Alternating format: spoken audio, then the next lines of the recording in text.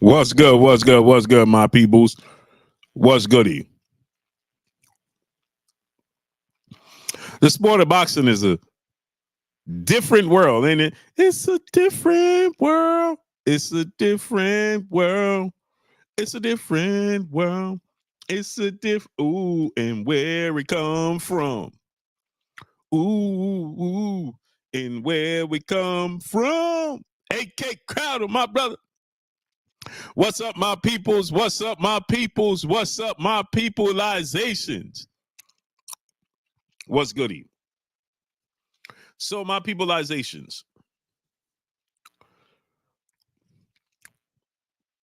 Tszyu, he says, about time Errol Spence come out the dark and accept the fight. What?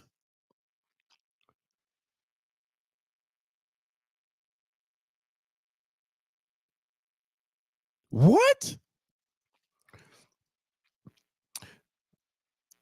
Here's the game that they play in the sport of boxing. Now, I don't want y'all to pay attention to this. They doing Terrence Bud Crawford dirty. They doing him dirty. JJ Short Deuce, what's up? Poe Porter, what's up? Via Ferreira, what's up? King Ali, what's up? 8, what's up? G Seto, what's up? Larry Lopez, what's up? YG Knight, what's up? MD Mills, what's up? Jonathan Thompson, what's up? Via Ferreira, what's up? My brother AK Crowder in the building, what's up with you? Third symbol NSU, Alfonso Corsi, Larry Lopez, Shogun 76, the Queen Kiki is in the building. My brother, CB Sports TV, Carl Burrell in the building. Joseph Johnson, nephew in the building. Lonnie Burton in the building. Marquis in the building. What's up? Cold-blooded Rottweilers in the building. Anthony Swain in the building. Via Ferreira in the building. Pope Porter in the building. Neck Bone in the building. Gerardo Valencia in the building. Larry Porter in the building. Sneaky Quiet in the building. Just Being E in the building. Diggs Kid MGMT in the building. Trey Smooth. Jordan James. Crawler Lope. Executive J Strong. Chris Alexander. Israel Bound. Travis Chapman. The Queen Destiny Black. She in the building.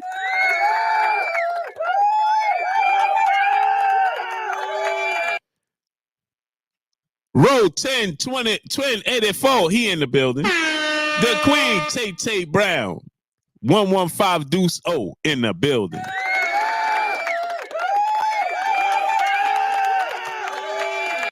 Big Dog 913 in the building. Ron in the building. HM Pro in the building. Big Fella 357 in the building. Andre Jones in the building. RC in the building. Flea Sport in the building. Light Skin Business in the building. Brian Powell in the building. Larry Lopez in the building. The Queen Maya Egypt is in the building.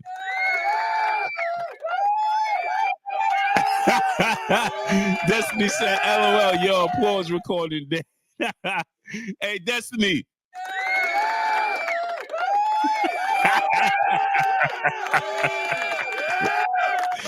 Hey, Brandon Williams, what's up? He in the building. Oh, pause. Wrong button. Wrong button. My bad, Brandon. My bad. You gave Brandon the who's that guy? Hey, I done hit the skid button on Brandon. Brandon does not get the love that he thought he was gonna get. Yeah, Brandon, my fault. Hey, Brandon, my fault, great brother. Dre Low in the building.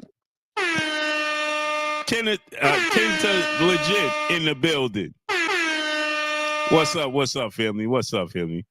Hey, man, this thing with Terrence Crawford and Tszyu is super wow. We got my brother Claymore Rain in the building. We got the queen, Karma Serene, in the building. Hey. Now, this thing with Terrence Crawford, Tszyu, and Errol Spence has got real sticky, didn't it? It looked like a love triangle. It looked like some weird soap opera love triangle. It's getting awkward in the boxing space. Extremely awkward.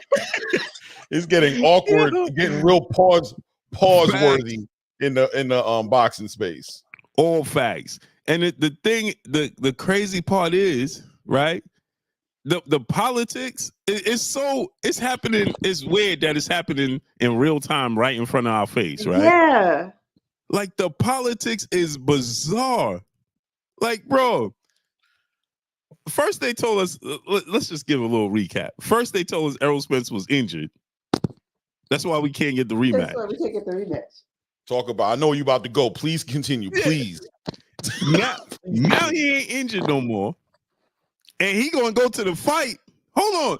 Then Derrick James situation with Errol Spence. Right? Now Errol's going to the fight. And he said, I want to fight Fundora, Tszyu winner. Now Tszyu, they asked Tszyu, he said, finally, Errol Spence comes from under the rock and say he want to fight. People, this ain't no coincidence. Nah, bro. This is Not no scripted. coincidence. This is scripted. No, this is definitely scripted to a large degree, Blue. And you know what's real funny? I'm be honest with you. I feel bad for Tim. I think Tim is in the middle. He like that girl with the two dudes, and Tim's sitting there like, I don't care who takes me to the dance. To be honest with you, right? And everybody's like, nah, bro, pick, bro. Who you gonna let take you to the dance? He's like, I gotta fight Fundora though. Right. He's like, I still gotta beat up Fundora. He said, we keep talking about Terrence Crawford, Errol Spence, but we got to talk about Fundora. Right. Facts. And the thing about it to me is this. It's like they have to know that we can see this. Anybody with two eyes, we can see the play. All of a sudden, Errol Spence wakes up, and now Errol Spence told me, I'm going on my way to Vegas, and I want the winner. I wonder if he paid for his plane ticket. He definitely did pay for it. I wonder if he's paying for with the money he owed Derrick James is crazy. Not with the money he owed Derrick James. You know what I'm saying? Somebody else paid for his plane ticket. Please don't pay with Derrick James's money, man.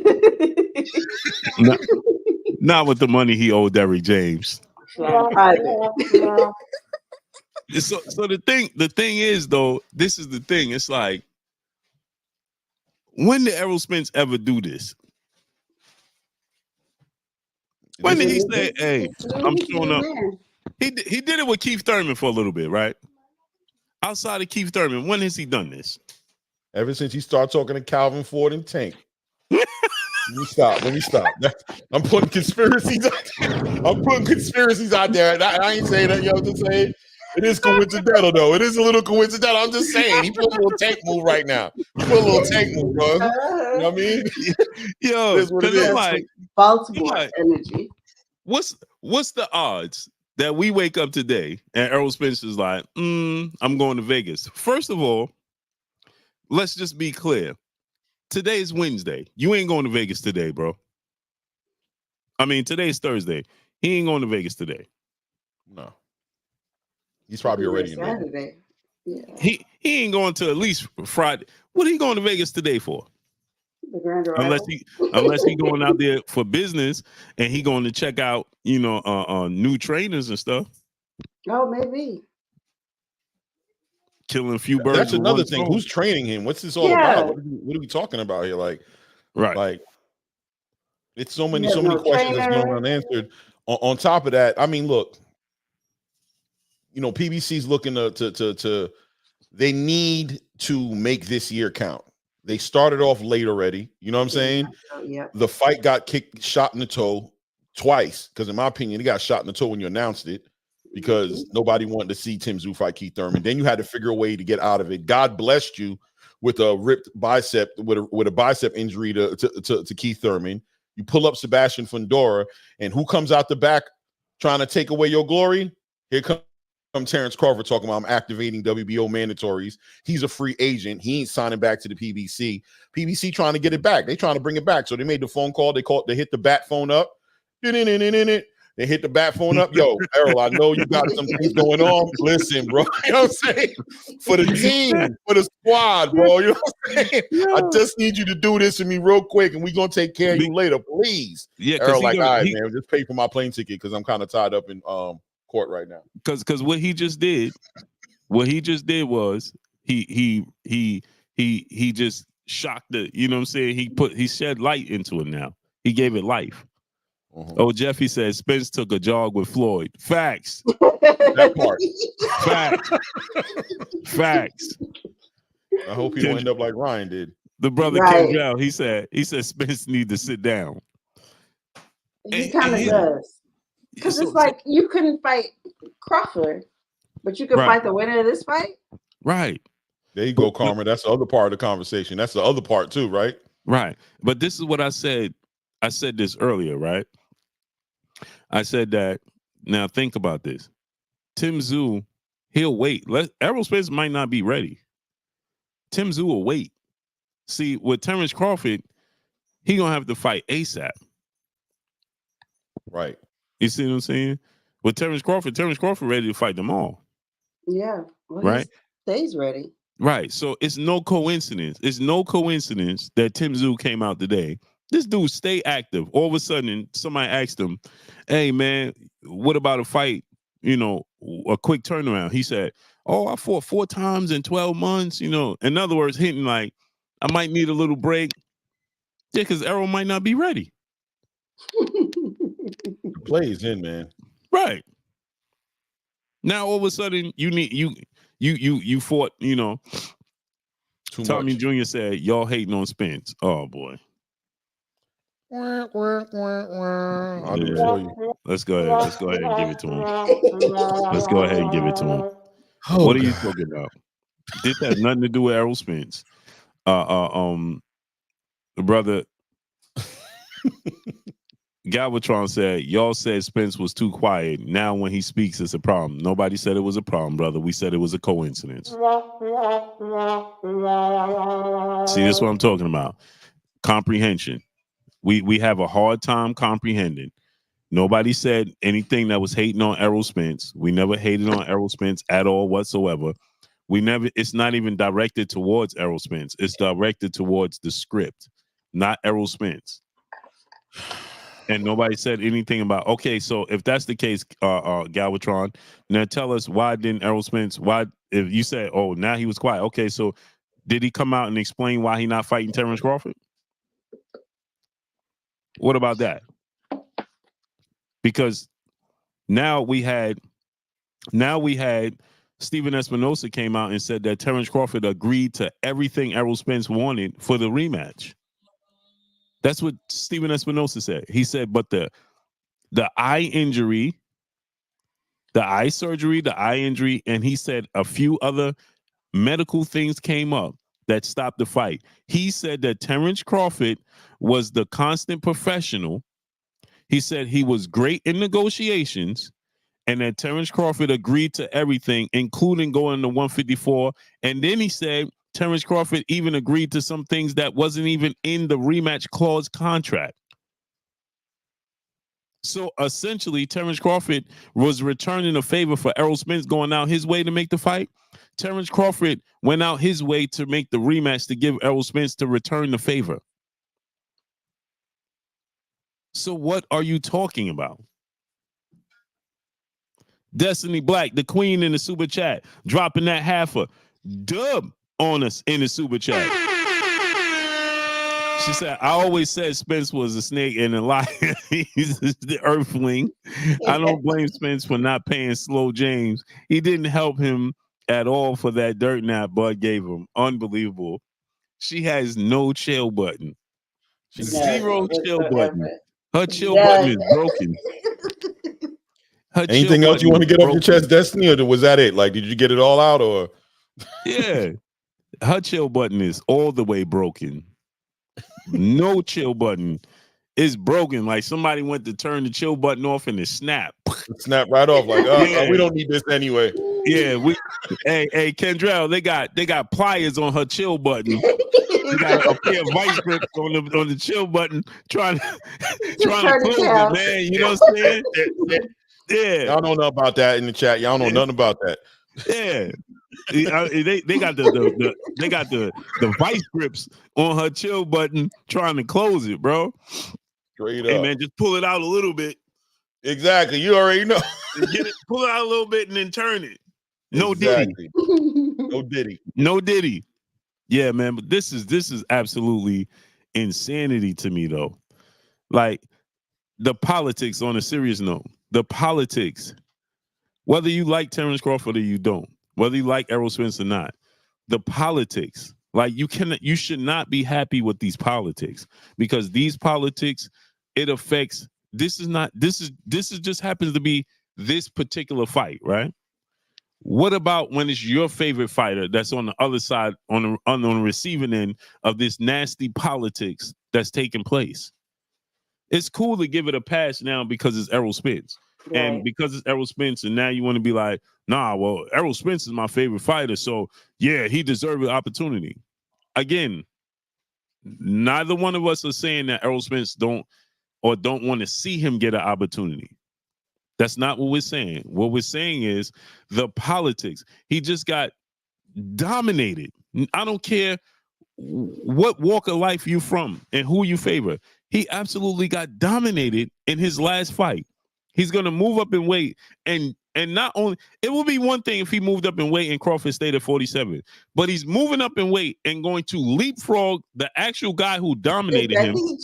Right. To compete for 2 belts. On top of that, that's petitioning. He petitioned a mandatory. The mandatory, to the point where Tszyu is now talking about vacating the belt. Come on. And look how this worked, right, guys? Just think about this. Like Clay said, it just happened so. It just happened so that Keith Thurman's bicep, everything just fell in place. Keith Thurman bicep, because the fight wasn't for a belt. Remember, the belt wasn't. It wasn't. Yeah. It was a catchweight fight. Yep. Right. Keith Thurman bicep gets injured. Look at the domino. They move up Fundora, who was fighting for the WBC vacant belt. Now all of a sudden, Tszyu is on the same level as Canelo Alvarez because he's receiving the same treatment. Yeah. Right. Now he's receiving the same treatment where he's fighting for a unification bout. And check this. So now you telling me, I want y'all to just let this sink in. The 2 guys Tszyu was going to fight for belts, both got stopped and knocked out in their last fight. Right. Yep. It's like a soap opera. Fundora gets brutally knocked out. Errol Spence gets dominated and stopped. Right. But the guys that did it got to take a back seat. Right. And the guys who got laid out one gets an opportunity to fight for the vacant belt in the WBO title, and the other one gets to fight the winner of that fight. So, yeah. And Terrence Crawford gets left in the cold. Once again, it's that game played on him. You're on the wrong side of the street again. Terrence, yep. You're on the wrong side of the street. The worst part is he on the wrong side of the street and he homeless. He don't even got a crib. He ain't even got a house. He ain't even got a street. That ain't good enough for them, man.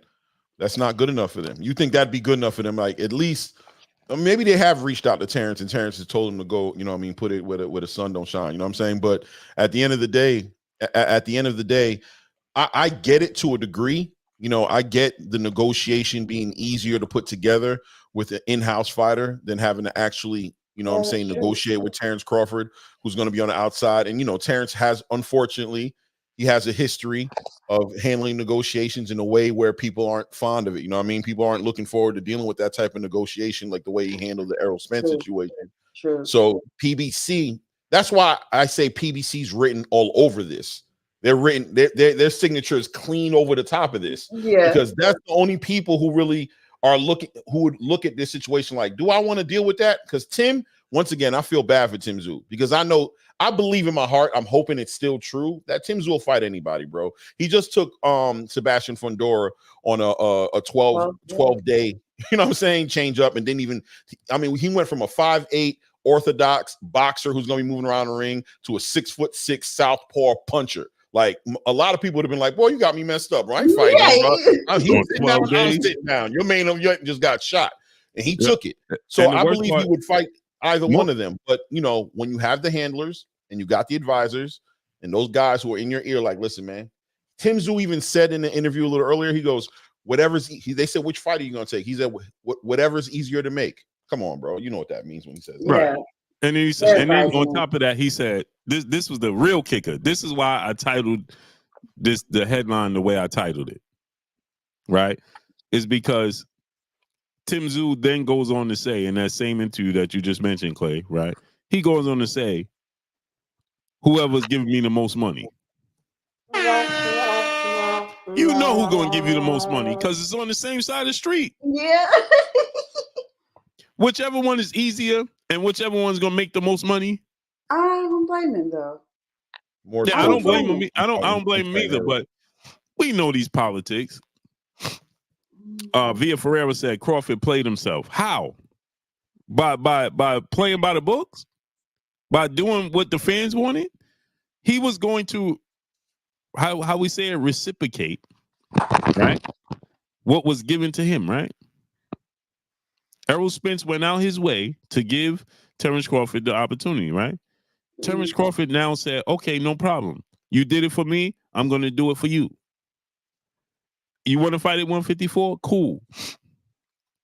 The fact that Steven Espinosa said that Terrence Crawford went out his way to agree to terms that wasn't even in the contract for the rematch, which means that was something that Errol Spence wanted that Terrence Crawford agreed to.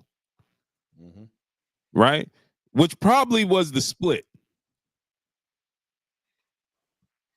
Because the weight, like he said, he agreed to terms that wasn't in the contract. The weight was in the contract. Right. So what terms did he agree to that wasn't in the contract? He gonna let Errol come in there with a cane and like what and an eye patch. Right. It can only be money. Yeah. Because the terms, the initial terms was, remember, this was the initial terms. But then again, now I'm saying it out loud. It can't even be this because this was in the contract. But again, so remember it said that you automatically get a higher split and you choose the weight. So if the weight was already, Terrence Crawford allowed him to choose the weight. That's not in the contract because he's supposed to be able to choose the weight. Then and it possibly could have been a split. Maybe Terrence Crawford's like, bro's probably on his last lap. You know what I'm saying? Yeah.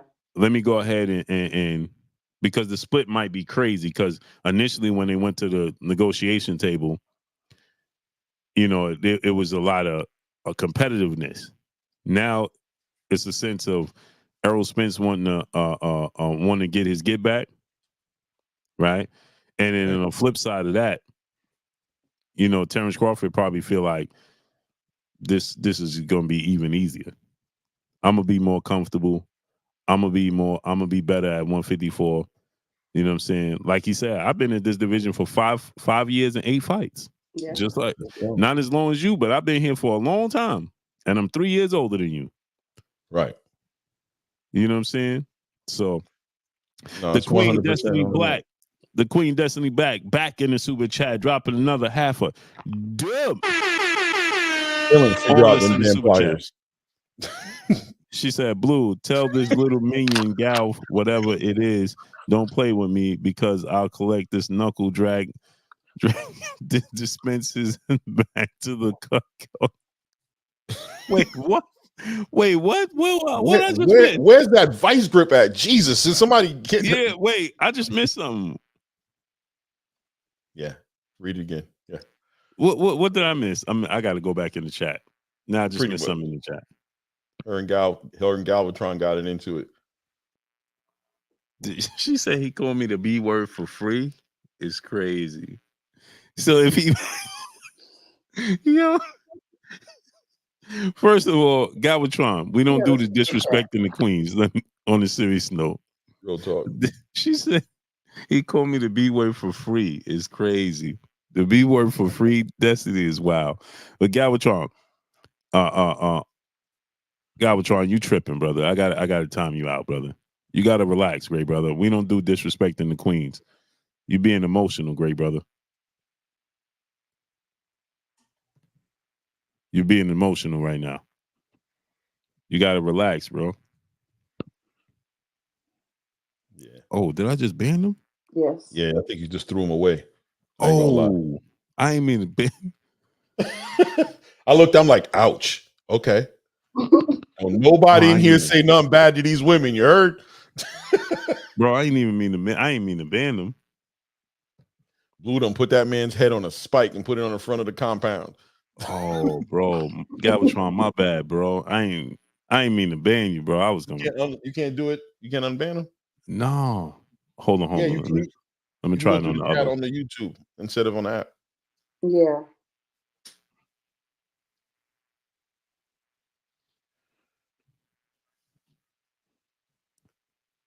What the hell I just do? Love Stacy B. Look, the queen. She said good. Yeah, you got to do it through the How you say, Clay? You got to do it through the I'm trying to find him on the stream yard. I don't know if once you did that, if that took out every single message he had. Yeah. Hold on, I'm trying to. If you go through the YouTube and you click on it, you should be able to add him as a moderator again. He's still at it. It's not. He's still a mod. Right. So that means he's not thrown out. What he needs to do is put up another message again. But yeah, I don't know, bro. I ain't gonna lie. I did that to who did I do that to the other day by accident? Lorenzo. I did that to him by accident, and I got him out of it. Yeah, I don't tolerate the disrespecting the queens in the chat. It's not necessary. Yeah, especially calling them out their names. That's wild. That's too crazy. Like TR said RIP. I ain't mean TR is wild. I ain't TR already put the flowers out like, yeah, Blue, you might as well just, you know what I'm saying? That's a rest in peace right there. Hey, Galvatron, I ain't mean to ban you forever, bro. If you're still there. Bro, I ain't mean to do it forever. But don't say nothing about the queen, Kendra. Yeah, forever is crazy. Gregory Mickles is good. No chance for disrespectful habits, but you see she can hold her own. All facts. She could hold her own. I used to little B1. What's up? He said first Diddy, now Galvatron. Y'all wallet. You're doing too much. First Diddy, now Gal.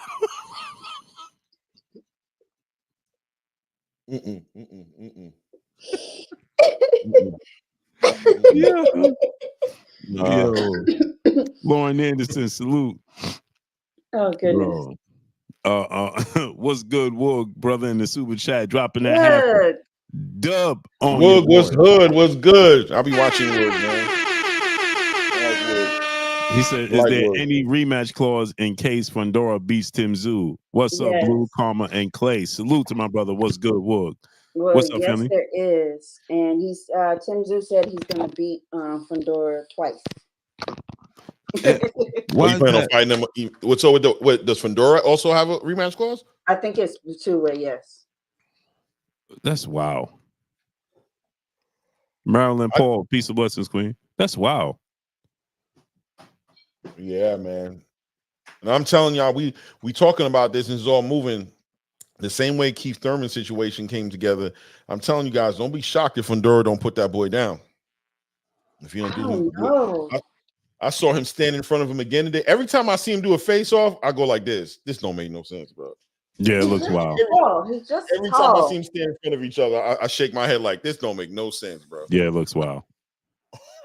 That it looks absolutely wild, especially seeing as though he fights at 154 is even crazier. Yeah, it's like he's almost 100% like bones. It looks Like, unfair. I don't It looks know. unfair. He's not big though. He's not big. Yeah, he's very wiry. He's wiry and he's eating burgers. Yeah, he ate. Like he's Yeah, eating he was burgers a eating day. that. He was eating pizza at the weigh-in at the press conference.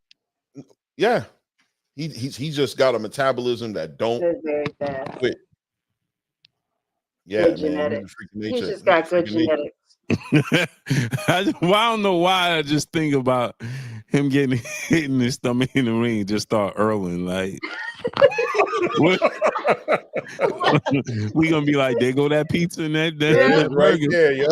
There you go. Greasy food. There go that greasy food. Destiny Black, the queen, back in the building, back in the super chat, dropping another half a dub. On this in the super chat. Blue, F that dust mic. Mama, you fine, sis. Love the panel. Bless Destiny. Thank you, Destiny. Ew. Destiny be on your neck. Y'all better leave her alone. Yeah, she ain't got no chill. I'm trying to tell you. Zero. PGH Big Dog, what's good? Zero chill button. Yeah, Tszyu looks, bro, that size difference is crazy. Whenever I see him stand in front of each other and do like a little face off, I'm like, I don't get it. Yeah, I don't get. You know what? I don't get how people are sleeping on Fundora. Like, he's just gonna get. And I just like, I understand because I feel like Tszyu. I'm leaning towards him to win. I'm not gonna lie, but every time they do a face off, it's harder and harder for me to wrap my mind around. You know what I mean? What is he gonna do? Fundora also was interviewed about him fixing whatever defensive mistakes he had fighting against Brian Mendoza. And he acknowledged, you know what I mean, that there was mistakes made in that fight and that he was getting away with it for so long with the success he was having that but now they fixed it. I'm interested in seeing what fixed it looks like in the ring because I'm still subscribing to the idea of, brother, you are not using your physical attributes to the maximum ability you could be using them. You're not using the range. You're not, you know what I'm saying? You're not doing these things. You're not using what you have. Do you think he'll be implementing any kind of, you know what, I'm going to use this rangefinder, I'm going to make it a little bit more difficult for Tszyu, or is he just going to go in there and entertain his Mexican fans? No, because he has never used those attributes, and I think that he's going to maybe he might start out that way. Me? I think so. I think he's going to start out that way, and then he's just going to revert back to what he knows. He always gives up his height. He fights like he's 4'11". He's going to start. Eventually, he's going to go back to it. I just think it's too late in the game. I agree. Yeah, because it's, you know what it is. He been knocked out. So one thing is I see two things happening. Like Carmen just said, right? Is that he gonna resort back to his old habits, or he gonna be overly cautious? Yeah. Right. And he's so overly cautious that he giving away rounds. Right. And then you can immediately fall right back into those bad habits. And then in the back of his brain, he gonna be thinking, man, I hope I don't get clipped. You know what I'm saying? Can't get clipped. You know what I mean?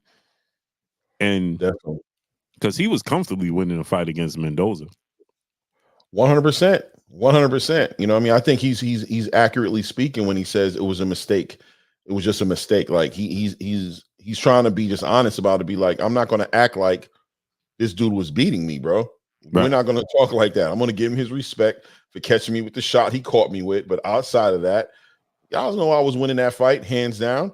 You know what I'm saying? And I think personally, he needs to tap into that energy. I'm hoping he didn't overfix nothing. You know what I'm saying? Like become, like you're saying, over focused on the results of that fight and come into this ring a whole brand new fighter that has to, you know, adjust to whoever on the biggest show, on the biggest stage of his life right now, the biggest opportunity of his whole entire career right now.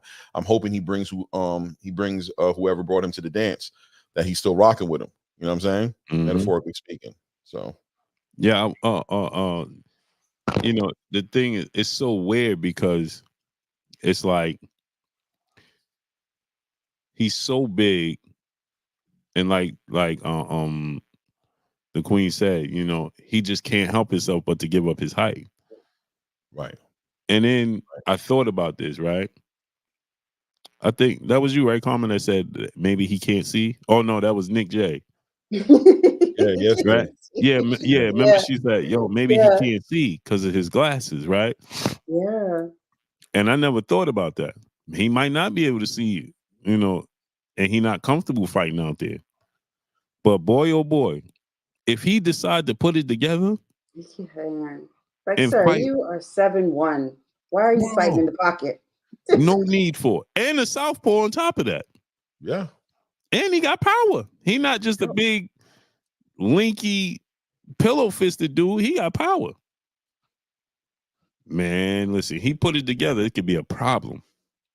And I think he's capable of putting it together. I think, you know, people are really sleeping on him. Like, they either don't know who he is, or people are really easily just throw away somebody. Because come on, before that Brian Mendoza fight, Fundora was one of those guys in the division. He was one of the guys in the division. Everybody was looking for him to make a lot of noise, you know what I mean, and collect belts and be in the big conversation. But now all of a sudden it's like he's out of his league because Tim Tszyu's been active for the past year, and you know, having great looking fights. Tony Harrison, you know, Campo, you know what I mean, the homie Brian Mendoza, you know, he's been very active. But I think you guys are throwing Fundora away a little too early. I think he still is who he is. But it's not that he just got stopped in that last fight. Even when he was fighting Lubin, he got submitted then too. Yeah. I mean, he just ended up getting the victory, but he has a lot of holes in his game. It's just, can you exploit them? That's the thing, and I think Tim can get it done. Yeah, because he's so tall. You know what I mean? Remember, Lubin dropped him. Ring size. Yeah. Lubin dropped him. Take that knee. He just smart. He's smart. Like, he took that knee. That was smart. He was very aware that he said, "Let me take a knee." You know what I'm saying? Because that's different. Like, because he was about to get stopped then too. He was going to get stopped. Said it. Yeah. Yeah. If he didn't take a knee, he was going to get stopped. The brother said Floyd is never ripped.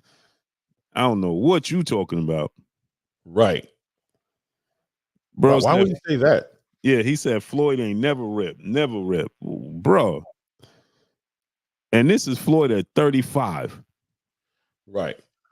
Why would you say that? That's crazy. He looked pretty ripped to me at 35. Bro is super ripped. I don't know what you talking about. It just, Jay Lynn, peace of bless, Queen. How you feeling today? Ty in the Sky, peace of bless, Queen. How you feeling today?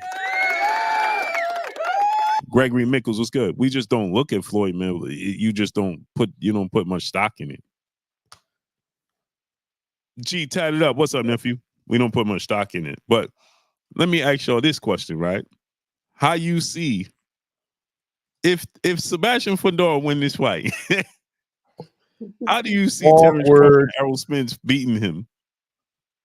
I was saying that before too. Like, that's going to be awkward seeing Terrence Crawford before Errol Spence became part of the conversation. He's just going to be an awkward dude to fight, period. He just presents unique issues. You know what I'm saying? Unique issues. You know what I mean? I don't know, bro. Oh, there go Galvatron. Galvatron is back. Hook him up, think about this, right? Now, think about this. If he fight tall and fight rangy, how do you hit him? That'll be both of their first fight at 154. Either one of them. Right.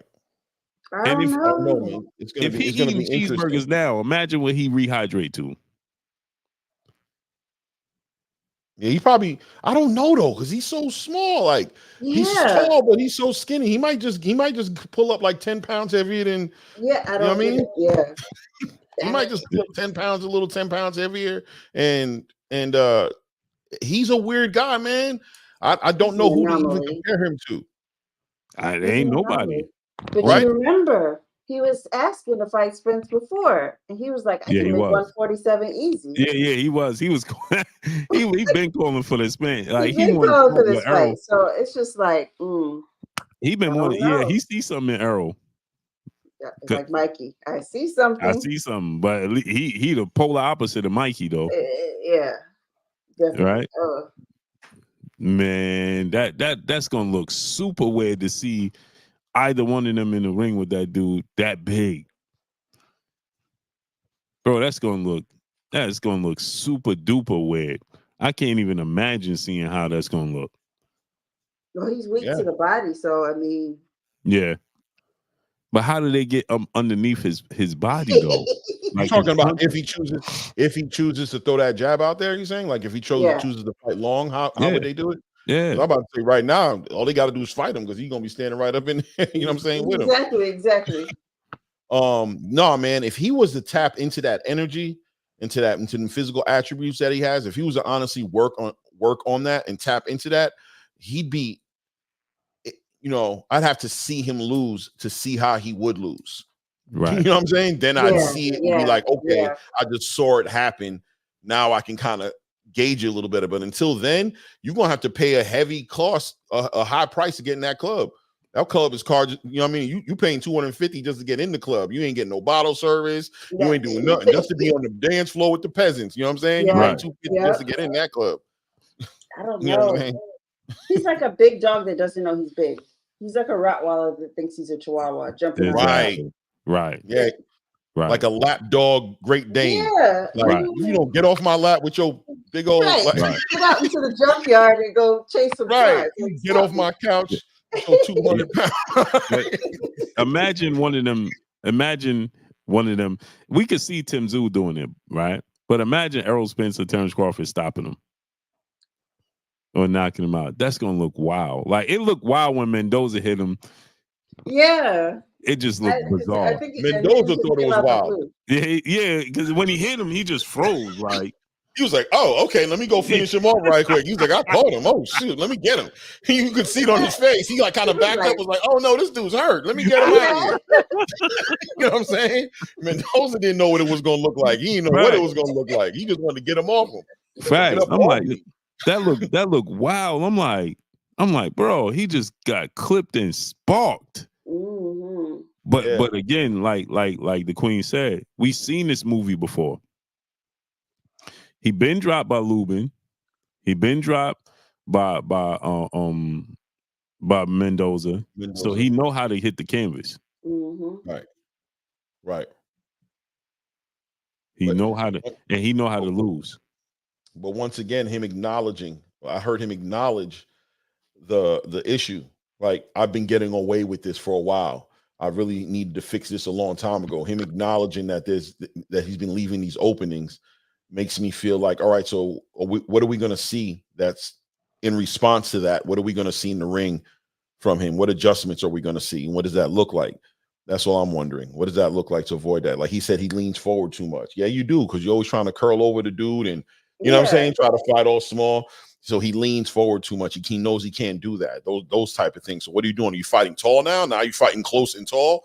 That's not good either, because now they're coming right over the top, swinging Hail Mary, and something connects. It's a problem. So at some point, I think he has to embrace his ability to create distance. He has to embrace his ability to establish distance and capitalize off that. That's all I could see. You know what I mean? Yeah. Salute. And that's the thing. The challenge is your comeback fight where you're implementing all these changes is with a puncher like Tszyu. That's wild. That's gutsy. I mean, if he can pull it off, salute to him, but I'm not sure. Now, if Tszyu stops Fundora and knocks him out, like stops him, right? Is Tszyu right now at this moment? Tszyu right now is the best junior middleweight in the game, right? He's not. Exactly. Okay, so if he knocks this dude out, is he that now? On a 12-day notice, knocking out Sebastian Fundora? I still think you still want to give it to Jamal? Yeah, it's still Jamal until proven otherwise. Jamal is that dude. Yeah. He lost to Canelo. It wasn't a bad loss, but it was a bad loss. It was a bad loss because he didn't assert himself. It wasn't a bad loss because he didn't take punishment. Yeah. he's still that dude. If he come back down to 54, now the thing with Charlo Jamel is this, right? Is that the thing with him is that we don't know if that weight cut, that weight gain, is going to hamper him to try and make a weight cut. Is that going to change who he is as a fighter? You know what I'm saying? Trying to make that weight cut and come back down to 54. Right. The problem that Roy Jones had, now Jamel gained what? That was a 15-pound, 16-pound gain. Right. So it's really not that bad because I'm sure he rehydrates to that. Yeah. I feel like that's his walk around weight anyway. Yeah. But what did he come into the ring at? Was he like 175, 180 in the ring? I don't know, but that only matters when it's a. We ain't never gonna find that information out. It only matters when it works against. Yeah. If it's Devin, we'll know what it is. Yeah. We've heard nothing about their in that fight night weights with Canelo and Jamal. Nobody cares. Right. And nobody's leaking the weight. How come nobody's leaking the weight to say Canelo outweighed Jamel? At 25 pounds. Nobody cares. Nobody cares, right? But if it's David Benavidez, they're gonna be like, David Benavidez came in 30 pounds above his weight. Yeah. You know what I'm saying? 200 pounds. But if Jamal Charlo is able to come back down comfortably and be himself, I have no doubt he's beating everybody. Everybody. So you still feel like Jamel would beat Tim Tszyu? Like you still felt that, even though you still believe that? Yeah. Too vanilla. Jamel gonna see everything he got. Everything. Mendoza was not Mendoza. What was the name? Castano. Brian Castano was awkward. His punches was coming like awkward. His style is awkward. It's hard to get used to his style. That's not Tim Tszyu. Tim Tszyu is very vanilla. What you see is what you get. He comes forward. He's basic. Yeah. High guard. You know what I'm saying? Yeah. Right. Body. He's very textbook. He's not very fast. His power is okay. You know what I'm saying? Because he don't have one punch thudding knockout power. Right. You know what I mean? So nothing that he brings to the table is gonna make Jamal Charlo be like, ooh, nothing. Yeah, that's true. Yeah. So, and again, like I said, if Jamal Charlo got beat up and stopped by Canelo, then I might be like, bro, I don't know what we're gonna get from him. Right. Now, that's not the case. And outside of his DV cases, his personal issues with his female, right? Outside of that, he lives a fighter's lifestyle. Who, Jamel? Yeah, for the most part, Jamal is the one that be drinking and partying. Jamal. That's what I was going to ask. Also, what do you think he's been? But I mean, you kind of answered it right now. I was going to ask you, what do you think he's been doing in his off time? This whole time that he's been up there, what has he been doing? I guess worrying about that DV case. that's the most important thing in the world right now. He doesn't look out of shape the last time I did see him. So I mean, that's the most important thing right now is freedom. Well, I mean, but has he been in the gym? Has he been working on his craft, or has he been on this long vacation? You know what I'm saying? Like what has he been up to? I don't know. Because for me personally, I've kind of like counted him out right now. Not that he sucks all of a sudden, but I just feel like he's not in the conversation anymore in the junior middleweight division. Like I don't even know, what he plans on doing, retiring or maybe going up to 160. Does he plan on competing at 154 anymore? How does he feel? Is he having a hard time cutting the weight? I don't know. But I would say Tim Tszyu right now is definitely a solid number 2 in the division, right? He's the number 2 in the division. Right. And if he knocks out Fundora, you know what I'm saying? I mean, especially combining that with the fact that it was a 12-day notice change. That he didn't get that full camp. Does he now become like that guy with his activity that he's been on for the past year? And then he does something like this. You know what I mean? And now Errol's calling him out. Errol wants to fight him now. Terrence wants to fight him. Is he like America's Most Wanted now? Like, is he the PBC's like little under? I outside of Javante, the little, you know what I mean? I mean Canelo too, but he's like the guy they're building up right now to take the place as a pay-per-view star. It seems that way. Mm-hmm. Right. Yeah, I mean, they definitely ain't trying to angle it that way. Dub C, nephew in the building. Go subscribe to my nephew, Dub C, well connected. His link is in the chat. And go subscribe to my brother, Claymore Rain. And go subscribe to the Queen, Karma Serene. Blessings. Destiny Black, the Queen, back in the building, back in the super chat, dropping another half a dub on this in the super chat. She said, if I were a boxer, I wouldn't fight Jack in the Giant Beanstalk. Fee 5-4 from looking, he needs to be fighting Tyson Fury, not regular Earthlings. Regular Earthlings fight Tyson Fury. I ain't gonna lie though. Tyson Fury is wild. Charles Edward Cheese, my brother Cheese in the building, dropping that $100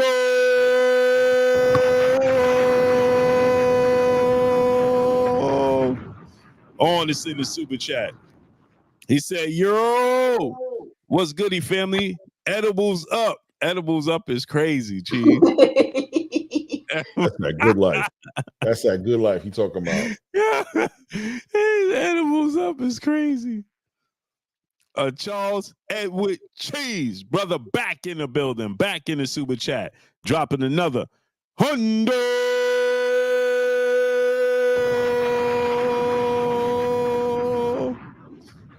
He said, Destiny Black, what's goody? Always welcome. Just turn that volume down, please. Yeah. Destiny B, she be on 1,000. I'm scared of Destiny. She be on 1,000, don't she? Always. 1,000%. So yeah, how do y'all feel Errol would bounce back, and how would he look? What's y'all think? Immediately, first thing that came to mind, right? First thing that came to mind. What do you think Errol Spence, when you heard this, Errol Spence, Tszyu next? Immediately, the first thing that came to your mind. What did you see from Errol Spence? Now, we already know we're going to get with Tszyu, but what's your thoughts immediately, as soon as you heard this, when you placed the two of them together, Errol, no get back fight, nothing. What's your first thoughts of this fight? No, you not sick no more? Yeah, because it got me. Yeah, and I thought, oh, you petty. That's what I thought. I said, oh, you petty. I never seen this side of you. Ha Davis voice, right? You acting unusual. I can't remember what Ha Davis says. Like, you know what I'm saying? I can't remember the word he says, but you know what I mean? Like, this is not, I never thought to see Errol Spence be somebody who looked like he was doing something out of spite. You know, it just looked weird to me. Like Terrence was in the middle of these negotiations. All of a sudden, it's like, I'm flying to Vegas because I want that winner. Now I want the winner. It almost looks like you and Terrence got issues. Yeah, but there's a place that you can settle them in the ring. Right. Why aren't you doing that? That was the second thing that came to my mind was, why don't you just fight Terrence? If you're going to have an issue with Terrence, which kind of it looks like you do, maybe you don't, but it looks like you do. There was a whole rematch clause that was activated, all this time and opportunity, space and opportunity for this fight to be made at 154. You fell back from that. And now all of a sudden, opportunity knocks at your door and you're taking a flight to make this fight happen with the winner, which everybody's assuming is going to be Tszyu. Did the opportunity knock, or did you Somebody invite it over? Because Terrence, wait, say it again. Did opportunity knock, or did you invite it over? Because Terrence did activate that WBO, you know? So it's just a little bit interesting that now you want to fight Tszyu or the winner of this fight after you know what I say. Express interest. They got their signature written all over it, like this, all over the top of that thing, just like this. 3 letters right on top. You know what I'm saying? To me, they look petty. Yeah. My thing is this, right? I looked at it this way, right? And I want to ask, because Jalen, she brought up a great point earlier. So I want to bring up the point that Jalen made earlier about this. But at the same time, right? I feel like this. I feel like it was brought to him. I don't know so much if he volunteered for it or even investigated about it. I think he definitely accepted it with the mindset that, oh, I got the opportunity to get back at old boy, right? So I definitely think he did that. But in the flip side of it, I just feel like it was brought to him because Errol didn't just wake up and say, bro, I'm going to Vegas and want to fight the winner. And Tszyu didn't, his manager and his team didn't wake up yesterday and just be like, hey, never mind Terrence Crawford. Let's focus on Errol Spence. So Jalen brought up a strong point earlier, and Jalen asked this question, and I thought about it. Now I want to ask it to y'all. Remember when the rematch was brought up, because it was so one-sided, right? Jalen said maybe they don't want to invest the finances in a rematch. I'm sure they don't, but right. With Terrence and Errol, do you mean? With Terrence and Errol, right? Yeah, I agree with that. So maybe they're like, because they didn't got to pay Tszyu like they got to pay Errol. Oh, remember, true. Yeah, Tim remember Tszyu got his own people. When it comes to Errol and Bud, they got to pay both of them. The Tszyu situation is similar to Canelo and Jaime Munguia. Golden Boy is going to pay Jaime Munguia. Right. Tszyu has his own people that's going to pay him. They have to pay Errol and Terrence Crawford. Right. So that's Jalen, why it's written all over the thing that's PBC. Yeah, so Jalen said, hey, what if they don't want to invest in a rematch? Right? But it's so ridiculous to me all the way around. Like, but it seems like you're being petty though. So for sure. I have no doubt, because now all of a sudden, because remember that quote unquote report came out that they offered Terrence Crawford a 3-fight deal. And he turned it down. Then Bomac came out and was like, bro, we ain't never got offered nothing. Right? And then that turned into him not being offered nothing, to him going and sitting down with the WBO. And here's why you know it's petty.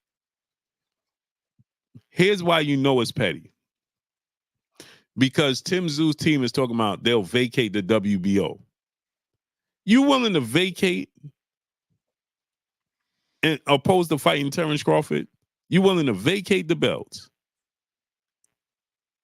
And again, like we said earlier, the chips fell perfectly for Errol Spence.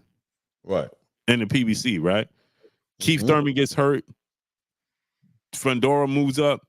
WBC already had the belt on the line. WBC carries it over to this fight.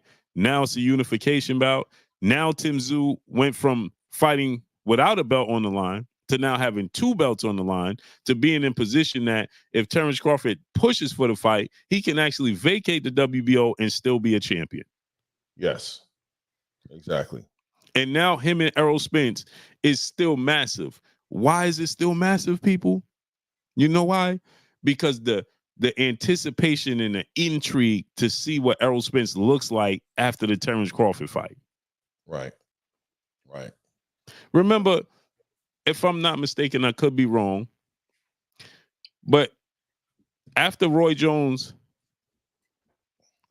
after Roy Jones and Tarver first fight, Roy Jones looked super, super vulnerable, right? Right. Everybody was interested in the rematch to be like, Roy didn't look like himself. In his rematch, I got to see how he looks. And then when Roy got knocked out, we said it was an anomaly, right? When Tarver knocked him out, it was like, all right, he got caught with a punch cold. He ain't see. Everybody was interested in the Glenn Johnson fight. Right? Everybody was like this, like, I got to see that Glenn Johnson. How Roy going to look when he come back? Right? Because he was superhuman. You know what I'm saying? The same thing goes for Errol Spence. Like, it's okay, we could see Errol Spence losing. But to get dominated and stopped in a one-sided, non-competitive fight was just unfathomable. I couldn't see it. I couldn't witness that. I never saw that. I never pictured that. Right? So the intrigue and the interest and and the amount of focus that people is going to have to see what Errol Spence looks like coming back is going to make him and Tim Tszyu look make it super big fight. Right. I agree. Because now everybody's going to be like, well, Errol Spence, he moving up in weight. He ain't weight drained. Errol Spence had the surgery. His eye ain't bothering him no more. Right? Everybody, we all going to give him, including myself. I already know as it get closer to the fight, I'm going to be like, all right, bro, healthy. You know what I'm saying? That's because that's what we want. We want him to be healthy, right? So, bro, healthy. You know, he gonna get his get back. Let's see how he look. So that's gonna get so much attention. It's gonna make it a big fight. Right. Right. It's gonna make it a big fight. Let me ask you this though, right? Let's say Errol Spence isn't really ready, right? Is it safe to say that this has a little bit of desperation by the platform? That shows a little desperation for them to be reaching this way to pull somebody who's potentially not ready. I mean, Steven Espinoza, you know, it's reasonable to say that he's not ready because Steven Espinoza's like, he's not ready, right? That fight just isn't going to happen. He did Terrence a favor and let him go. It wasn't fair to hold Terrence. These kind of words that he was using that made it sound like in order for them to fight, they'd be waiting for another 6 months to a year before they can even get into negotiations of how the fight was going to happen. Now, all of a sudden, he's ready to fight, you know, Tim Tszyu. Because this is what this is about, is Tim Tszyu. Is it fair to say if he's not ready right now and they're pulling this out, that there's some desperation written on this? Yeah, a little bit, because I feel like probably one of the fights they had on the schedule for this new deal was off the back of that rematch. So now that that's not there, they need something big to replace it. So yeah, you might be right there. You might be onto something. A little bit, right? So, you know, it's all telling when you see things like that. When something in the soup ain't souping, you know what I'm saying? You know what I mean? It's not for nothing. It's not by coincidence sometimes. Yeah, maybe Bud didn't want to come over there because had they signed him to a deal, he could be one of the marquee stars. He could have came to save the that day. new deal, yeah. But I'm pretty sure he wants to wrap it up.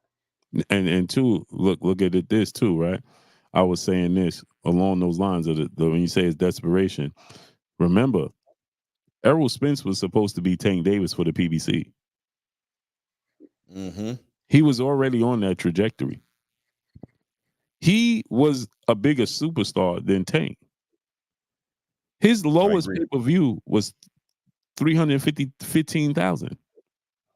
Tank's biggest pay-per-view was 250,000 without Ryan Garcia, and that was a super fight.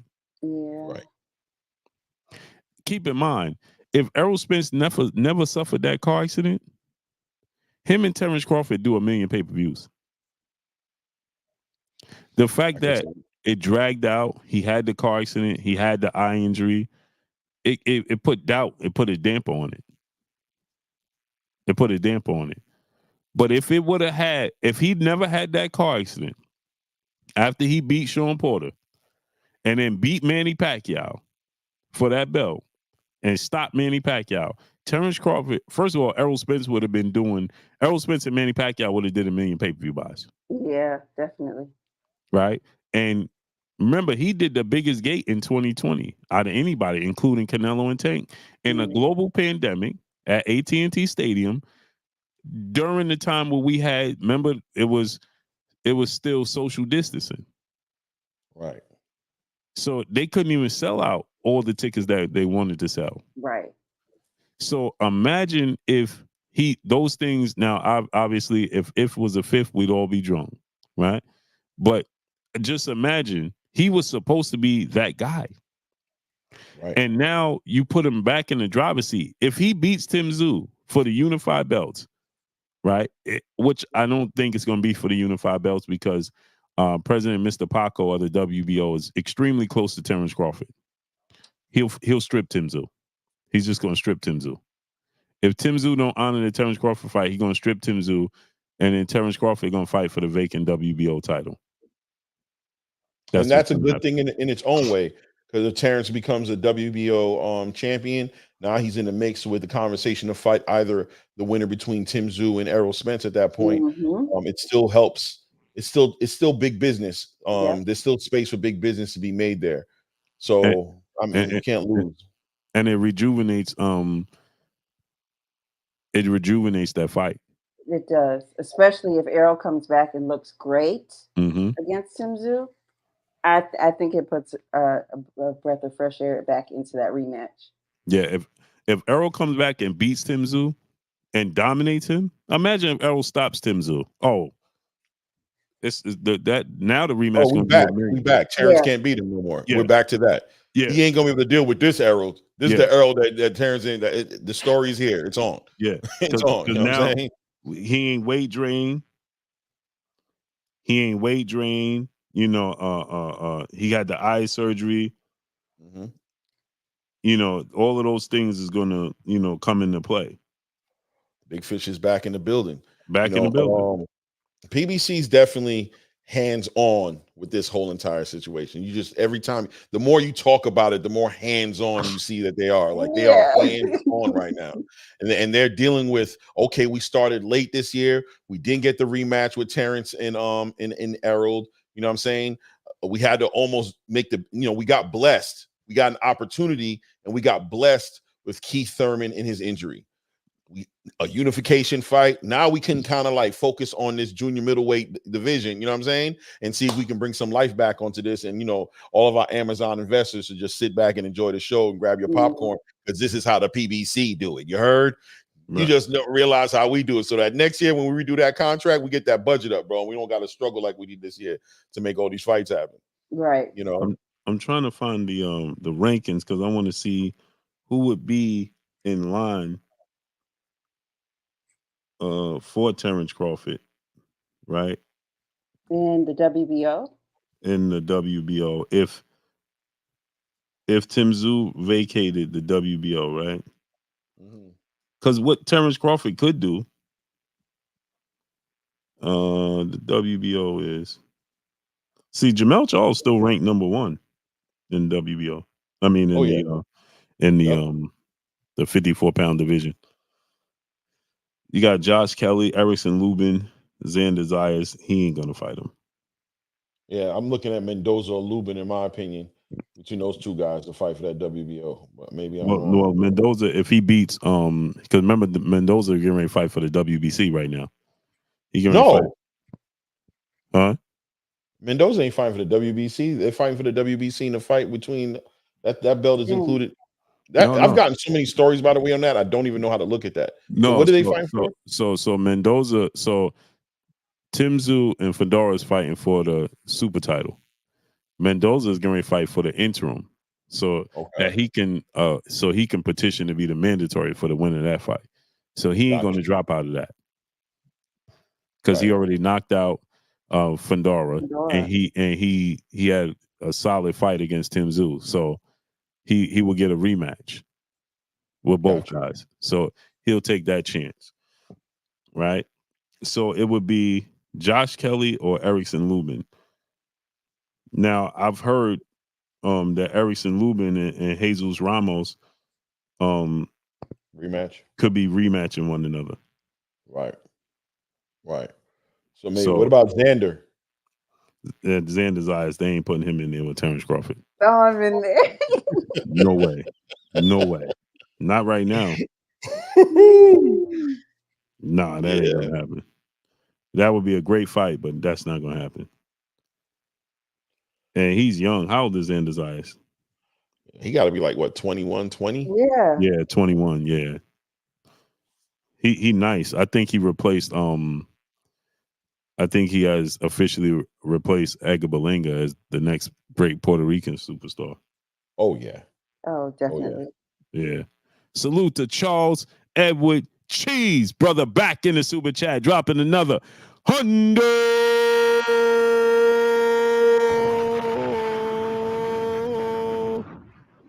On us in the super chat. He said, Paula Reina Karma. What does Paula Reina mean? That means beautiful, right? Hello, beautiful. I gotta sharpen up mine. Paula Reina. Yeah, cheese out here. Yeah, it's something. It's definitely something. He definitely talking. What does that mean, Paula Reina? Comma. Paula Reina. Translation. I won't let it go until I know what it is. TR, brother. For the queen. Huh? For the queen. For the queen. That's what it means. For the queen. Karma. Salute. TR, brother, back in the super chat, dropping a cinco on us in the super chat. I'm going to give the truth a break. He needed tune-up. Crawford would end his career with a back-to-back L. TR. You think so? I think so He talking about Errol, right? Yeah. Look at Carmen said. She said, I think so too. I mean, I just think ready for a fight, but not for that rematch. It's funky energy. He knows something that we don't know, or we do know, we just don't want to admit. Yeah, it looks bad, man. It looks bad. Let's be honest. It just looks bad that you're not fighting Terrence. Right, that you're not fighting Terrence, and all of a sudden you're in this conversation right now. It's just weird. And you know what's funny? Derek James just the other day was interviewed on what was it, Cigar Talk, and he was talking about, they were asking him what would he do with Terrence, with Errol, and he was like, rematch. Me, I'd be dealing with the old boy. I'd go put closure to that and deal with that rematch. That's what he said he would do. Mm-hmm. So, you know, to see him at holding this position right now in this conversation, it is going to be like, what's that all about? And the worst part about it is that they came out and said Terrence Crawford agreed to everything. Yeah. I mean, but he agreed to everything after you gave us hell for a year and a half. Right. So I mean, maybe that's probably why he agreed to everything. He's like, I ain't gonna lie, I was trying y'all. Yeah. I ain't gonna lie, I was doing y'all crazy. I was wilding out a little bit. Looking back at it, I could have done better. I could have done better than that. You know what I'm saying? So this is what I'm gonna do. Whatever you want, let's get it. But it looks bad for EJ though. It does. Like, bro, he agreed to everything. You said you wanted to rematch. He agreed to everything. Why are you not rematching that man? And then freezing him out on top of it. You're not gonna rematch him. You're gonna steal his fight. But I can beat you in the boardroom. That's what it feels like to me. Look, he been talking to Tank. Telling you. And going to the fight to announce it, bro. Now I wish I was out there so I could ask him. Yeah, now you want to be out there, right? Yeah. Now I wish I was like available. You know what I'm saying? So I could be like, bro, what was the point? What's the angle? Right. Is there any chance that he could be trolling? Any chance that he could be? I doubt it. You know what I mean? Think so. Yeah. I don't think so. He posted She said stealing his fight is crazy. It is. That's what it is. It's stealing his fight. Bro, it looks petty. He did. It looks petty. It looks petty. If I was Terrence, I'd feel some kind of way about it. Yeah, Jalen. They said that Terrence Crawford agreed. He went above and beyond in negotiations for the rematch for Errol. He went so far as to agree to things that wasn't in the contract that Errol wanted. He agreed to everything, they said. Even Steven Espinosa confirmed that. He said he agreed. Terrence Crawford, he said that it was the eye surgery. It was a plethora of other things. And then he said it was some other medical issues that also came up that didn't let us make the rematch. So then what's crazy is that, but this is why I tell y'all, right? So let's just dissect what Steven Espinosa said. Right. This is also wild because then he said, and let's be honest, we don't even know when Errol going to return. So that goes back to what I said. Will Tszyu sit on the shelf until Errol is ready? Right. You see what I'm saying?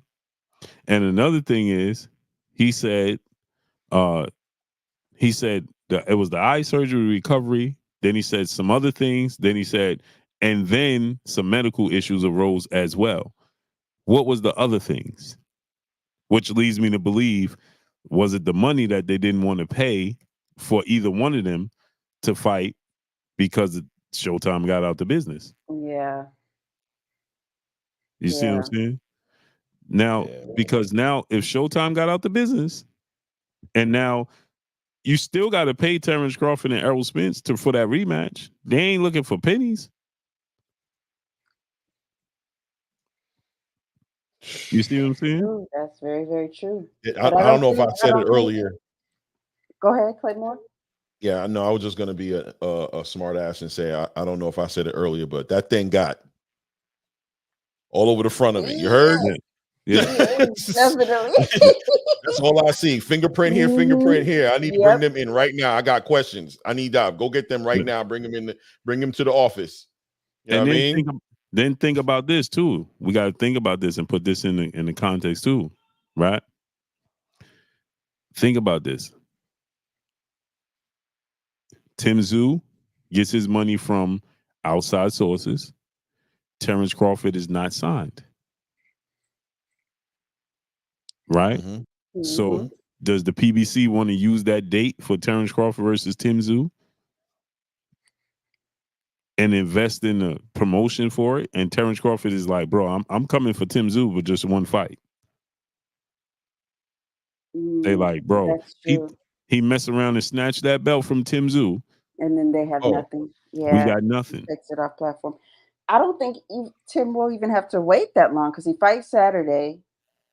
Errol, he still has a fine trainer, so he probably will be ready sometime in the summer. Mm-hmm. That's not that long of a turnaround for Tim, so I don't see why he wouldn't take it. Yeah, and that's what I'm saying. So now think about this, right? Tszyu can be like, I fought in March. No, right? There's March, right? Yeah, I fought in March, and guess what? I ain't gonna fight until August. Yep. That gives Errol Spence a year since the Terrence Crawford fight. Yep. And guess what? Because Tszyu fought Sebastian Fundora 12-day notice and is the unified champion, he's gonna get the benefit of the doubt. Nobody's gonna look for him. Nobody's gonna demand, hey, bro, why you not back in the ring? Yeah. Nobody's gonna look for him. So he can essentially, accurate salute. He can fly under the radar until Errol Spence is ready. He can't do that with Terrence Crawford. Because Terrence Crawford is activating the mandatory. Yep. So now he got to fight Terrence Crawford ASAP. By the summertime, Terrence Crawford, you're gonna have to fight me by the summertime. Right. Yeah, it's a difficult situation. It's easier for, once again, Tszyu, I don't think got no issues with that. I think he's with all that. He's with all that. But whoever has interest in I mean, it's like Scooby-Doo, you know what I'm saying? A little bit. It's like Mystery Machine type stuff. Like it's like who you gonna point the fingers at, man? Tszyu hasn't shown any characteristics to say that he would duck anybody or play any games like that. And Tszyu's even answered the question already. They already asked him who would he rather fight, and, you know what I'm saying, a couple of days ago, and he said Terrence Crawford. They were like, why? They was like, because he's the pound for pound best fighter in the world. He's like, why wouldn't I want to fight him? Right. So if all of a sudden now he's taking this position of, no, I want Errol Spence. I've been wanting Errol Spence forever. It's like, yeah, you did want him at one point in time, but you know that you want to fight Bud. I don't believe you want to fight Errol over Bud. Now, maybe money, if they're talking about money, that could, steer the conversation a little bit. But ultimately, once again, that'd be PBC, making it, interesting for everybody, for Tszyu. You know what I'm saying? So. Facts. Got their names written all over your face. I don't want to get you demonetized. Hey, salute to Charles Edward Cheese. He said, Blue, I need the Boots Ennis update, brethren. So he just got out of his contract, Cheese, with Now Boxing. So he's a network promotional free agent. Did he get out of it? Yeah. What I read was the case was dismissed. Yeah, they settled. Oh, they settled. Gotcha. Yeah, they settled. So now he's free. You know what I mean? He's a network promotional free agent. And obviously all signs point to him signing with the PBC. In my opinion, he should go the Devin Haney route. Stay flexible. Stay in a position where you can fight on any network. You're not tied to anything, and you can move around because Boots is 26 with 31 fights and hasn't had that marquee fight yet. Yeah. You I want y'all to think about this real quick, right? He's 26. He's this in the same age bracket as Devin, Tszyu, Ryan, Tank, and Shakur. Right. It don't even seem like it. It don't. Yeah, he seemed like older, like, you know what I mean, more of the OG the situation. Yeah. In the same bracket as them, man. He in the same bracket as them, but look what they was able to accomplish. Shakur has accomplished the least of them as far as marquee fights. And look what he did. He still fought Valdez. Mm-hmm. He still fought Jamal Herring. Mm-hmm. He's still a 3-division champion. He unified the belts. He solidified himself, right? When you look at the top 10 pound for pound list,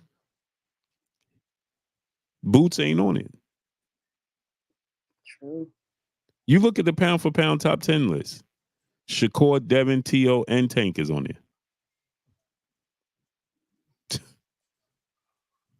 Even looking at Ryan, right? Ryan, he going into his second major marquee fight.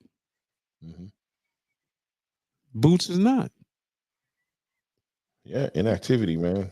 Well, inactivity, and the kind of the difference is they were the man in their division. Boots was the up and coming, the young lion,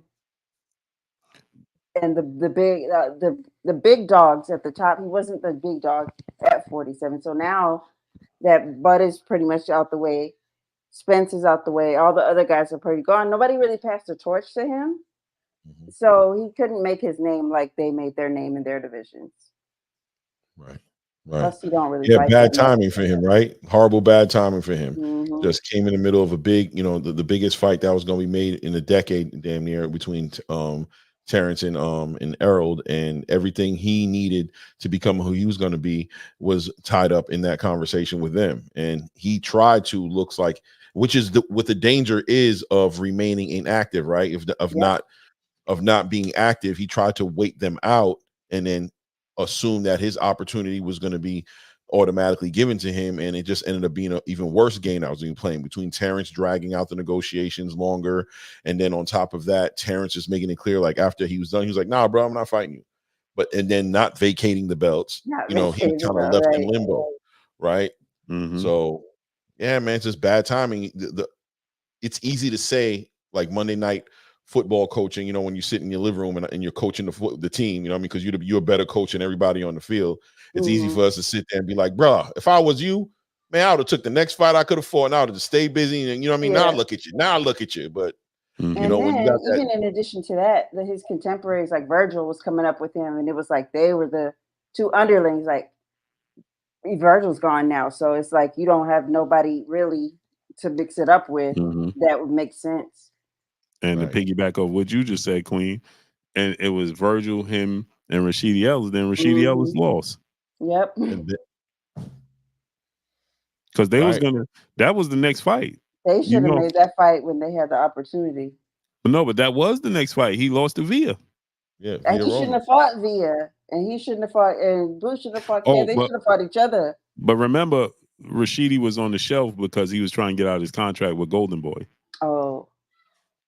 So then when he came back, he had the tune-up. Oh, yeah. Then they was like, let's give him another, because he was out the ring for like 2 years, remember? Yeah.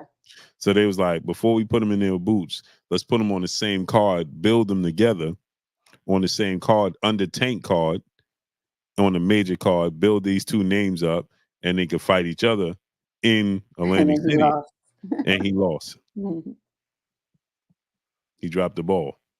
Horrible and he was winning the fight, too. He was winning the fight.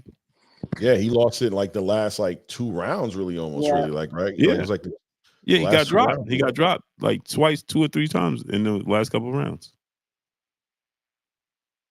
So now, if you Boots, you want to tie yourself down again in situations where you don't have flexibility? I wouldn't. How do you feel about him going to the PBC? Like, how do you feel about that? Do you have any feelings? I'm not appalled to it at all. You know what I'm saying? My only issue is timing with him. You know what I'm saying? Because if he don't, if he signs to the PBC, because essentially that's the situation he was already in. Right. He just wasn't signed to them. And not only that, they have limited dates. Your problem is inactivity already. So, like, you're jumping out of the frying pan right into the fire. Why would you go through that again? Why would you put yourself through that? Right. That's what I'm saying. Like, so you put yourself back into that box. You trapping yourself, and now you don't get these fights. But if you stay flexible, a Virgil Ortiz fight might pop up, or a Conor Ben fight. Yep. You know what I'm saying? So you mess around, you stay there. Now they don't want to do business with this promotional company. They don't want to do business with now these fights is eluding you again. Is it far-fetched? Because if I'm correct, that IBF belt is still floating around in the junior middleweight division, right? It's still floating. It's still vacant. No, because they took it off Jamal. They fight April 6th in Mexico. Salute to my brother L Dub Boxing. He in the building too. Blue, you got a tough read of yeah. Let me read this super chat. Destiny. She's tired. She's sleepy. Salute to the queen, Destiny Black, in the super chat, dropping that dub. Destiny is crazy. Yeah. On us in the super chat. She said, "Good night, Earthlings. I gotta go to work in the AM. Plus, I popped me vitamins when I ride the psych. I popped the vitamins because my bones be achy. Love, peace, and black." Ma'am, please. She tired, bro. Y'all excuse her. She tired. She tired, bro. Yeah. You know, she cranky. She tired. The queen. Look, she said, "Blue, you got a tough read coming up." hey, nah. I'm so used to maneuvering around her super chats. I already know they super wild. L Dub Boxing. He said Bakram Matazaliv versus Jack Koke April 6th for the vacant IBF title at 154 in Germany. Yeah. Yeah. And I would have thought that he could have gotten that conversation, being that he's the IBF. I don't know, man. It just feels like the fights that he should be having, because you can see that the fights were attempted to be made between Crowley and Barrios, and they just kept pulling out of these fights. So, Stanionis has already made it kind of clear, like, he has no interest in fighting them. It's one thing to blame your management or your promotional company for what's going on, but at some point, do you start accepting the fact that nobody wants to fight you in your division, and can they force fights? You know what I mean? Like, should he consider? I know everybody's gonna say, no, stay in your division, don't let him chase you out, blah blah blah blah. But there are big fights for him at 154. If Terrence Crawford's in the conversation, if Errol Spence is up there in the conversation, if Jamal Charlo's still in the conversation, there are fights at 154, big fights for him up there that can, get him where he needs to be. Does that make any sense? I mean, I know, like, his team has made it clear that they don't plan on, like, I talked to Coach Errol a couple days ago on Mill City, and he's like, nah, we're not moving out of 147. He made it clear, but just from the outside looking in, at some point, when do you start accepting the fact that nobody in your division wants to fight you? Right. And then how long are you going to be taking these low level fights? Because some point we're going to be looking for you to step up. Right. You see, David Benavidez made the move. Like, I'm not going to do this no more. I already did enough. I'm out of here, bro. I'm going to go up to 175 and go make my mark up there. I can't get what I want and what I need here, and nobody's helping me. Sanctioning bodies ain't helping me. You know what I'm saying? Nobody's helping me make these fights happen. I'm going to move on. At what point does Jerron Boots Ennis entertain the same conversation with his team? And two, I was thinking this. Floyd did it all the time. Floyd did it 3 times. Go to 54, come back down. Go to 54. Look to see if you could get, you know what I'm saying? Try to put yourself in position. What's there? If not, come back down. You know what I'm saying?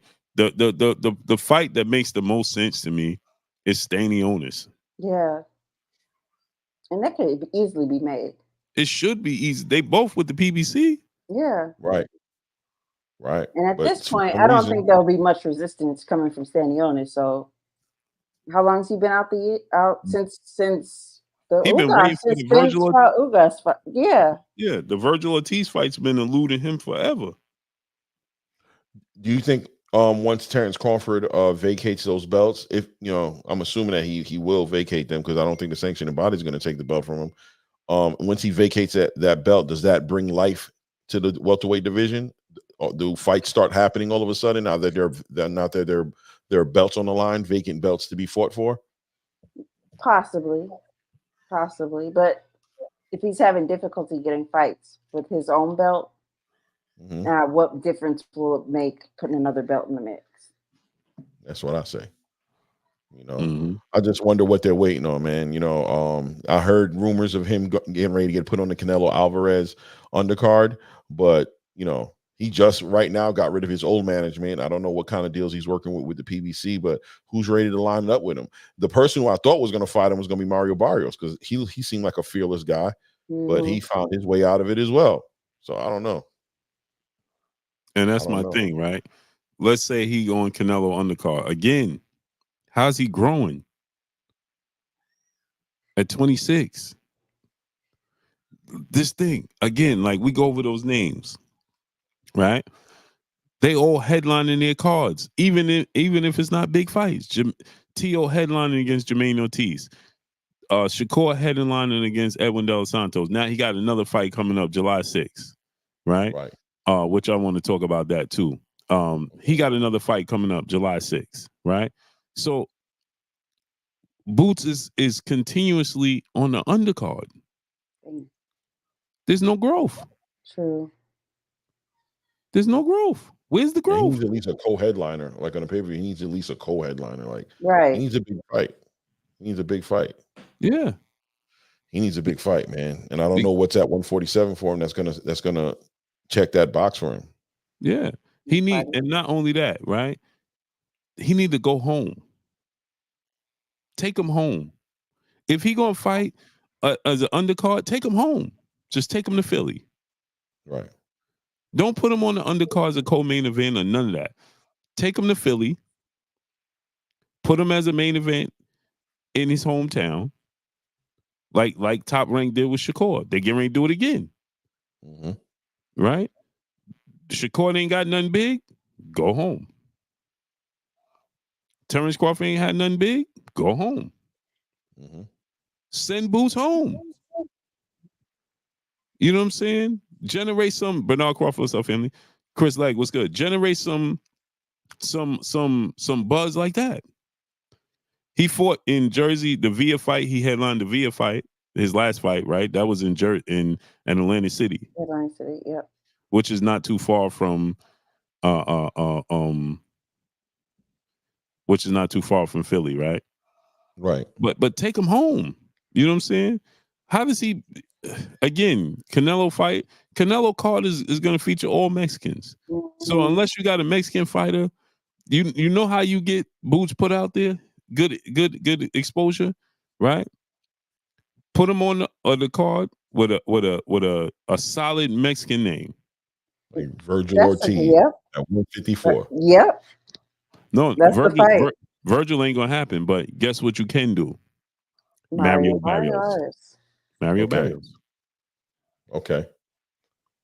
Mexican. I forgot he's Mexican. I don't know why I forgot he's Mexican. Yeah. I don't know. I look at him like he's an Indian. And check this out, though. Check this out.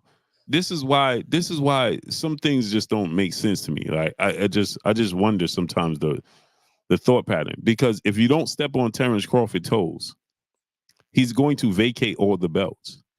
Now you make Jaron Ennis, he's the IBF champion. Mario Barrios would then become the WBC champion.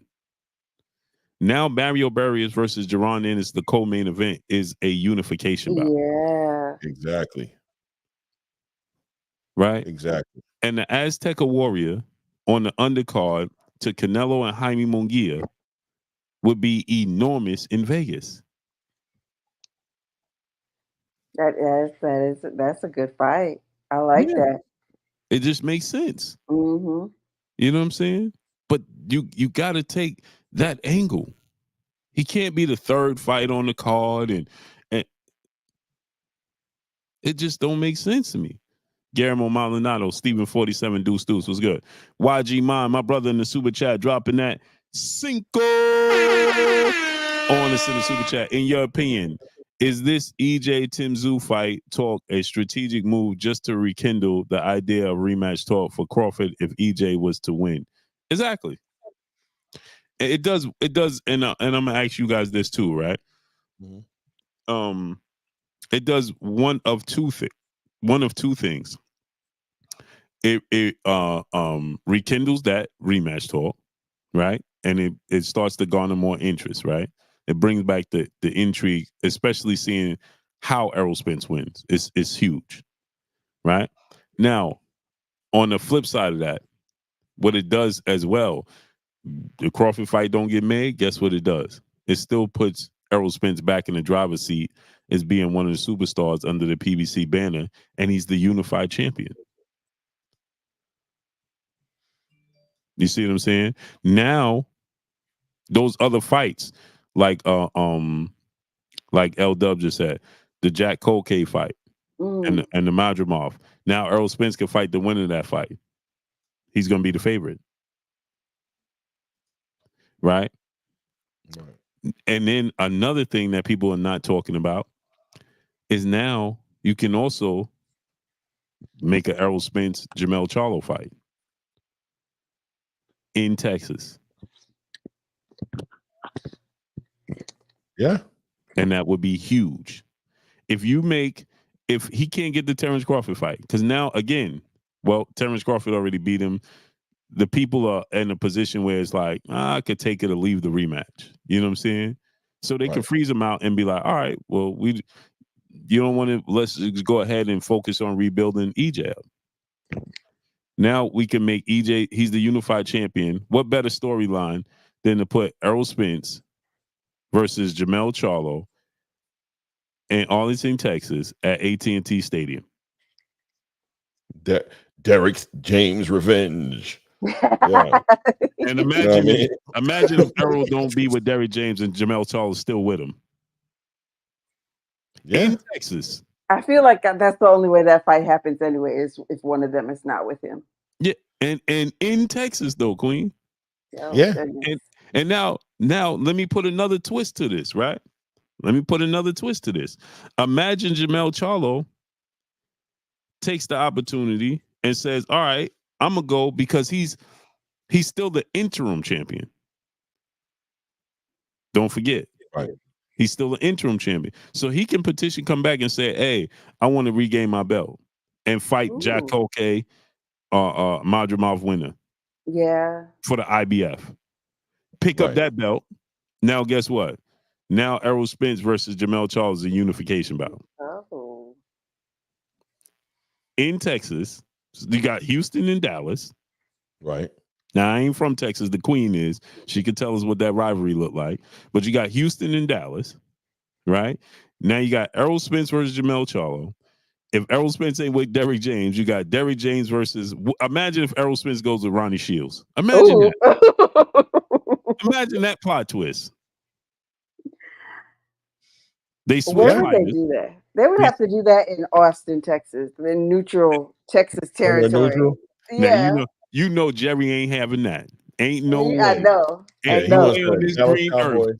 Ain't no way on this green earth Jerry letting that go anywhere but his house. Ain't no way. Exactly. Ain't no way. Jerry ain't letting that go nowhere but his house. He'll outbid any and everybody. All Texas showdown in Jerry's world, Jerry ain't losing that opportunity. So imagine you put all of that together, and it's a unification bout. All of a sudden, everybody forgets about Terrence Crawford fight. Do we forget? Unless Terrence don't let him forget. Right. Unless Terrence don't let him forget and let it be known, like, right. Yeah, both them dudes is mad soft. You see how they did about fighting me, right. bro. Come on, man. Yeah, but you know what? That fight is so intriguing that you be like, all right, you dismiss it because who's Terrence Crawford? Terrence Crawford got to fight somebody to be like, now but the mass majority of the people in the sport of boxing and be like, bro, that's a huge fight because it really is. Especially if Errol Spence dominates Tszyu and Jamal Charlo gets his belt back, that's a huge fight. Like, let's not forget, Duran got brutalized by Tommy Hearns, and his fight with Marvin Hagler was still huge. Right. But did he duck anybody? Like, you know what I'm saying? Like, did he do like it's kind of like the Canelo Alvarez Munguia David Benavidez love triangle a little bit. It's just like, all right, yeah, decent little fight between Munguia and Canelo, but everybody know the truth about why that fight's happening. You know what I'm saying? Exactly. So, and especially if Terrence plays that role, if he gets petty and he starts, you know what I mean, demanding his respect, you know what I mean, by being like, y'all know that man ducked the rematch with me, immediately went and fought Tszyu, got that. Now y'all want to see him fight Jamal, who also ain't trying, you know what I'm saying, that y'all wanted me to fight. Now y'all just, you know what I'm saying, I'm just going to talk dirt. The flip side of that, but the flip side of that is this though. Terrence Crawford turned down Jamal Charlo, not Jamal Charlo. I was thinking about that, yeah. Yeah, because he went in there and basically submitted to Canelo. He did. He definitely did. But in the same token, it's like, well, I came back to my original weight class and you ain't want to dance. Yeah. I mean, yeah. If everything lines up right. You came back bruised and bloody. You didn't come back. You ain't come back healthy? Shield. Yeah. You ain't come back with the mane? Yeah.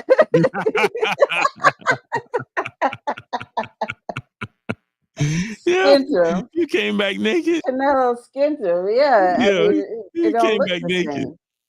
Salute to our brother Ray Davis in the building, in the super chat, dropping that Cinco on us in the super chat. Fresh out of work, jumping in the chat. Salute to the panel at Blue Blood, Claymore, Karma Serene, the Queen. Blessings. Salute to my brother Ray Davis, man. Yeah. And do me a favor, drop y'all links to the channel in the chat. Also promote your channel, please. Yeah, I've been putting it in there. Okay. Ready to Rumble, aka Alan Maddox. What's up, family? And I need y'all to click that link, subscribe to the new channel. Yeah, baby. Subscribe to that new channel.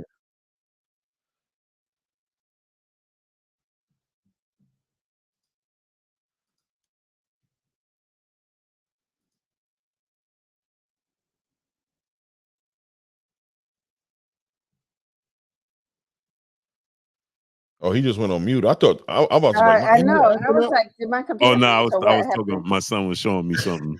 I was like, oh man. No, my son was showing me this clip that it said that Puffy put up this post getting his haircut, talking about telling the feds. I saw that. Yeah, come do your job and come find me. Don't play with them like that. Don't play with them like that. I'll tell you, man. Because when they do find you, they're not gonna show no mercy. Yeah. Ben Davis, my brother, he said, Blue, Houston gonna come out on top in Texas. Tumble with Dallas. Sorry, Queen. Houston gonna come out, show up and show out. I'm gonna send Dub C and Ray Jackson a link. They come up here, chop it up with us for another 30 minutes, then we out. All right. The sports guy. My brother been a channel member, family member for 17 months. Salute to my brother, the sports guy. He said, Blue, what is going on with Stanionis? He hasn't fought since February of 2022. Yeah, he kept getting stalled out. And another thing I wanted to talk about before, don't let me forget, guys, I want to talk about Shakur Stevenson. And Robert Garcia? Yeah, you saw that, right? Mm-hmm. And his Raymond Martella. Man, that's getting a little interesting. I need to know y'all opinion on that. First, Virgil got sick, sports guy. He got sick. Then Stanionis got his pancreas removed. Then they were supposed to fight, was it last year? Yeah, I actually went to that. that they didn't end up fighting. Stanios got sick again. So it's like they've been flip-flopping illnesses, and he hasn't been in the ring since he was on Errol Spence undercard against Ugas. So I don't know why he turned down the Boots fight. I mean, at least get back in the ring. Even if you're not going to, well, he would be in title contention because Boots has a belt. So I don't know why he turned that fight down, but at this point, it's self-inflicted. And the thing is, it's like, again, you're gonna be in position where it's a unification bout. I just don't understand, man. We gotta be more aggressive with making the biggest fights possible. Even before Boots had the belt, you had been inactive for so long. What would have been the point of turning that fight down? Even a loss would at least get you a paycheck and get you back active. Right. It's like, why are you sitting around waiting for like the right fight to come along when you've been inactive since 2022? Right. It's an epidemic, man. It's a pandemic, or whatever you want to call it, with these fighters today, man. Waiting on these fights, waiting on this perfect fight. Look at Keith Thurman. You know what I mean? Just not being active. You know what I mean? And just losing all their steam. The perfect fight's not gonna come. The perfect fight's not gonna come, and then when it does, you're gonna be so inactive that you're probably gonna lose. So wait, hold on. That's my fear with Boots, man. Did you see what Cheese said, Queen? He said pancreas. I thought you needed that. No, he had pancreatitis. Like I thought. Yeah. What did? I think he did, right? He had I think it was his pancreas. Was it? I feel like it was. Yeah, I gotta look. I know he was. I feel Charles Edward. Like, don't you need the pancreas? I don't know. Is that vital? Is that like a kidney? Like you got two of them or something? He said, "Don't you need it?" He got a point. Shout out to Charles Edward Cheese. Like, yeah, bro. Like, I don't know. Like, you mean? I don't know if he did have surgery though. You definitely need one. No, he had his appendix. It was his appendix. It was the appendix. Oh. Yeah. Okay. Jeez, I done gave him an illness. I done gave him an illness. Hey, he's like, what? I thought he needed that. She said, I thought you needed that. Yeah, that's wild. He said pancreas. I thought you need. Well, he can give up boxing anyway because he's about to have his master's degree, and so is he? Yeah. He probably already has it because I heard an interview with him a while back. He said he's working on his master, so he probably has it even by now. So yeah, just be a manager. I mean, if you're gonna be picky and choosy, that division is such crickets, man. 147 is such crickets right now. It's dead. It's dead. It's like it was the division. It was so hot for so long. It just got quiet overnight. No life. No life. Dick's Dog Boxing. Yeah, you're definitely right, man. I was trying to use an example and I got ahead of myself. He definitely fought Hagler first. Lucky Showtime was good. Because I was thinking about him quitting, against Sugar Ray Leonard. And I was gonna say he never rematched him. You lost in the worst way possible. You know what I'm saying? You quit. That's like the worst way you could lose in boxing history. Ready to Rumble, aka Alan Maddox, my brother in the super chat. Much love, brother.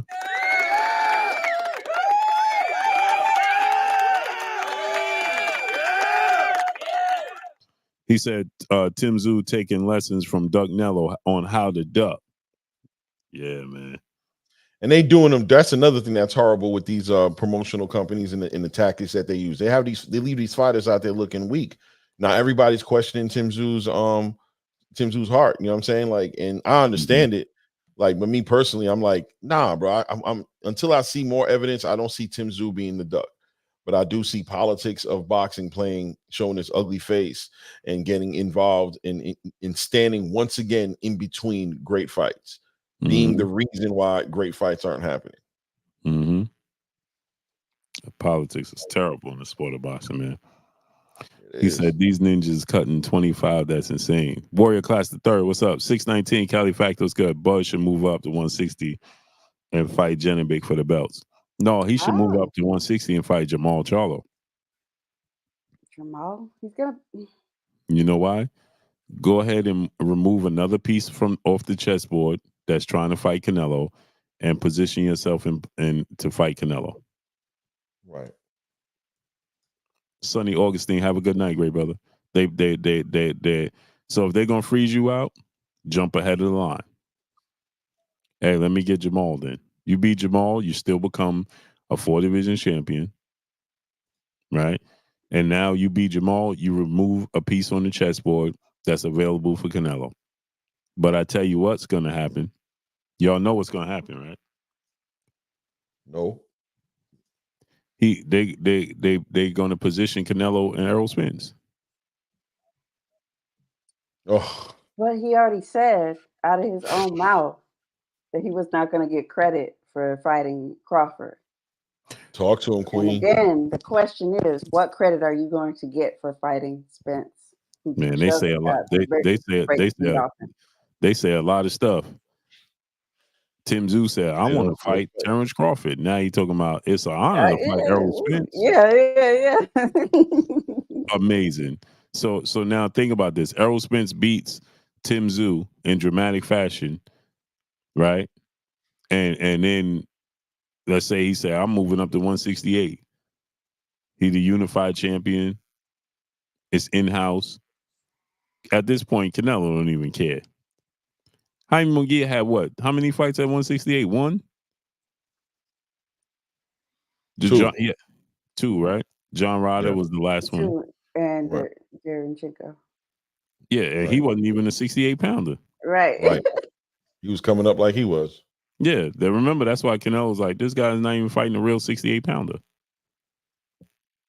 So imagine, Errol does that, they definitely put him in position. 1,000. They was already trying. Once again, Terrence gets to sit back there and be like, "What in the world is this?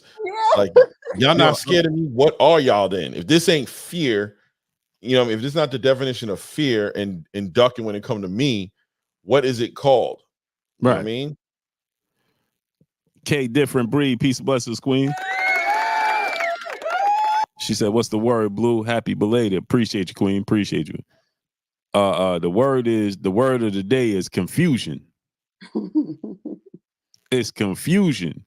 The sport of boxing is just confusing us once again. Politics. Yeah. That's it. Politics. It's looking bad for the fighters, but if you look deeper into it, it just, to me, I'm watching it from the outside looking in. It says desperation from the PBC, man. It seems like they're reaching. That's what I see. They're reaching and they're trying real hard. And God bless them, by the way. God bless them. You know what I'm saying? Hope everything works out, because you guys got a lot of fighters you're responsible for. And there's nothing. I want the PBC to be successful, but this is a very big reach. Pull a man out of his healing bed, the bed where he's supposed to be healing. He's probably, drinking his Robitussin. You know what I mean? Got his glasses on. You know what I'm saying? You know what I'm saying? And you like, I need you. And he like, all right, once again, I'm gonna come save the day, just like Tszyu did, because Tszyu could have easily left him high and dry and be like, nah, I'm not fighting this southpaw. Right. What is it? Firing tower of fire, or whatever. I'm not doing this with y'all. Stop playing with me. The Tower in Inferno. Right. Salute, Dub. Dub, what's up, brother? Family. Call me while I was coming in. You can hear us? Right quick, I heard him say something. He walking in the hallway or something.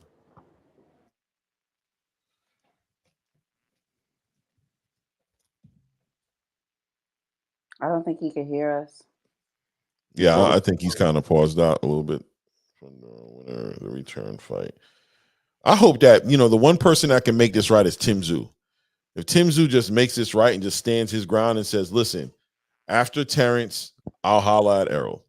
That's it. Is he in a position to say that, though? I think he kind of is. He is, but he kind of isn't. Because they'll send you back on the first thing smoking, back down under. Back down under.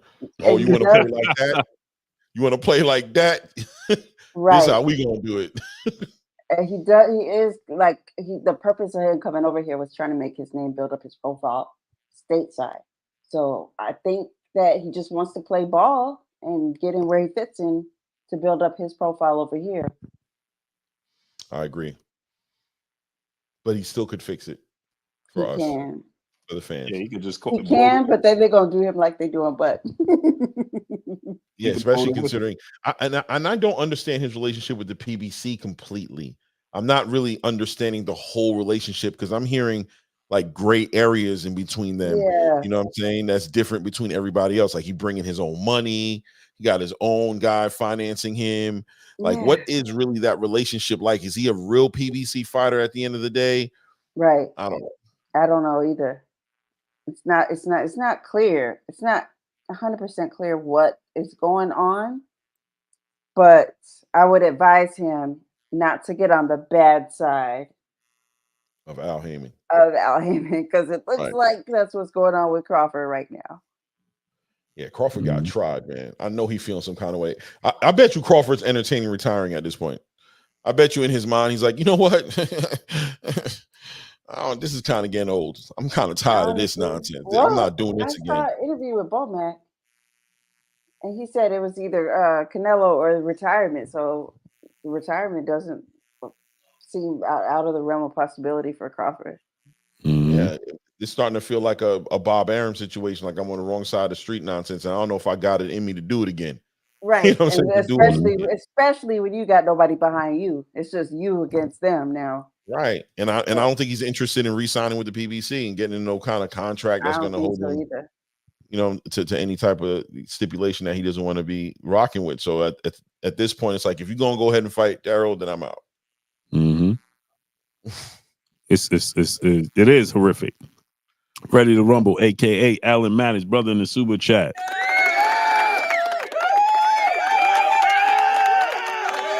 He said, fact, but this is the way overrated ginger duck moves. It is, and it's unfortunate, man. It's truly unfortunate. It is the way he moves, and Hood Rich, what's up, family? And it's trickling down. Ryan Taylor, what's good? It's more of a business than a sport now. Yeah, definitely. By far. You know what I'm saying? By far, it's more of a business than a sport. By far. It's business being conducted with not boxing dudes. You know what I'm saying? Like, as far as, you know what I'm saying? Like, people who are coming from they're just not relating and they're not resonating with the boxing fan. This era of boxing does not resonate with the fans of boxing. You know what I'm trying to say? Like, it seemed like it resonated more with us, you know, back around that Floyd, you know, time, even like, you know, Shane Mosley, Oscar De La Hoya, you know, around that time, it seemed like they gave a damn about what the fans thought, and they try to feed the fans some good fights. This era is just like Floyd said, currency over legacy, and you know, those are those Pandora boxes that don't look crazy when they first get opened up, but when you see what it's manifested, you start to realize, like, damn, we kind of created this monster a little bit. We really let them dudes think that we were like cool with this, and now they're going too far with it. You know what I mean? Exactly. Ray Davis, my brother, back in the building, back in the super chat, dropping another cinco on this in the super chat. My question is, can Bud turn trainer, promoter with his team if he steps away? Oh, I definitely see that. How? He don't even promote himself. Oh, as a promoter, yeah. Devin Bell, what's up, family? He been trying to, but yeah, I think he got a bad name in the game, Ray. I ain't gonna hold you, man. I just think nobody don't like him. I don't think these promoters like Terrence.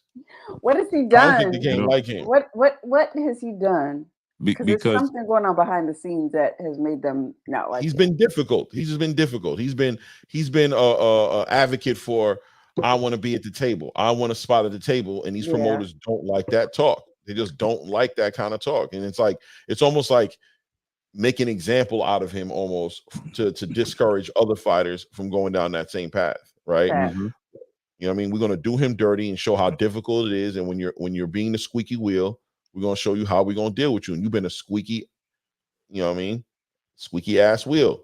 We kind of tired of you, and this is how we're gonna do you. You either gonna sign to us and bend the knee, you know what I'm saying, or we're gonna put you outside. You're gonna get wet if you don't get under this umbrella. You heard? Hey, family. Dub, Salute. you there? Yeah. Your internet was jumping all over the place. Nah, I was walking in the house, so I got two different Wi-Fi setups. So I had to, I had to put on the fast one. When this was first mentioned, Dub, I saw your face, man. You was like, "Oh man, What? This Errol Spence Tim Tszyu situation." Oh, he just hit. He was so shocked by the news. Yeah, he disconnected his Wi-Fi. He was so shocked. He was like, "Whoa!" Jump right off. J Pitty City, what's up, family? Johnny Allison, what's up?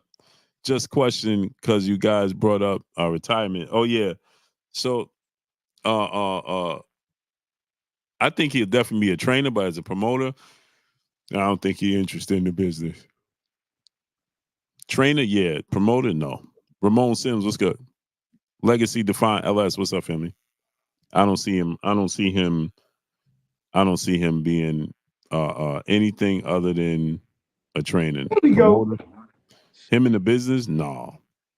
My setup, man. The business don't like Terrence, man. I don't see him working with him. Yeah. I think the feeling is mutual. I don't think he liked the business. If I'm a boxer, I'm not signing to Terrence. Mm-hmm. Like much love and respect, but I don't want that on me. I got enough problems as it is. Right. You know what I'm saying? Don't put that on me, Ricky Bobby. I'm good, man. You know what I'm saying? You come to the gym, spar with me, give me some pointers, but please don't put your name nowhere near my paperwork, please. Yeah. What you saying, Blue? I was saying, so what's your thoughts on that though? Errol Spence and Tim Tszyu. My setup went out, man. My setup, man, he did something wrong, man. I couldn't hear you. It went out. Yeah.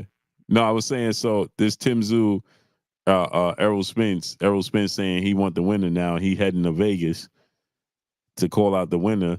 Tim Tszyu talking about it's fine. Errol Spence finally coming from underneath that rock to make this fight happen. Terrence Crawford getting left in the dark, man. What's your thoughts about that? Man, I think he's doing that so Terrence Crawford will have to fight him. You should, from who point of view though? From Errol or from Tim Tszyu? From overall.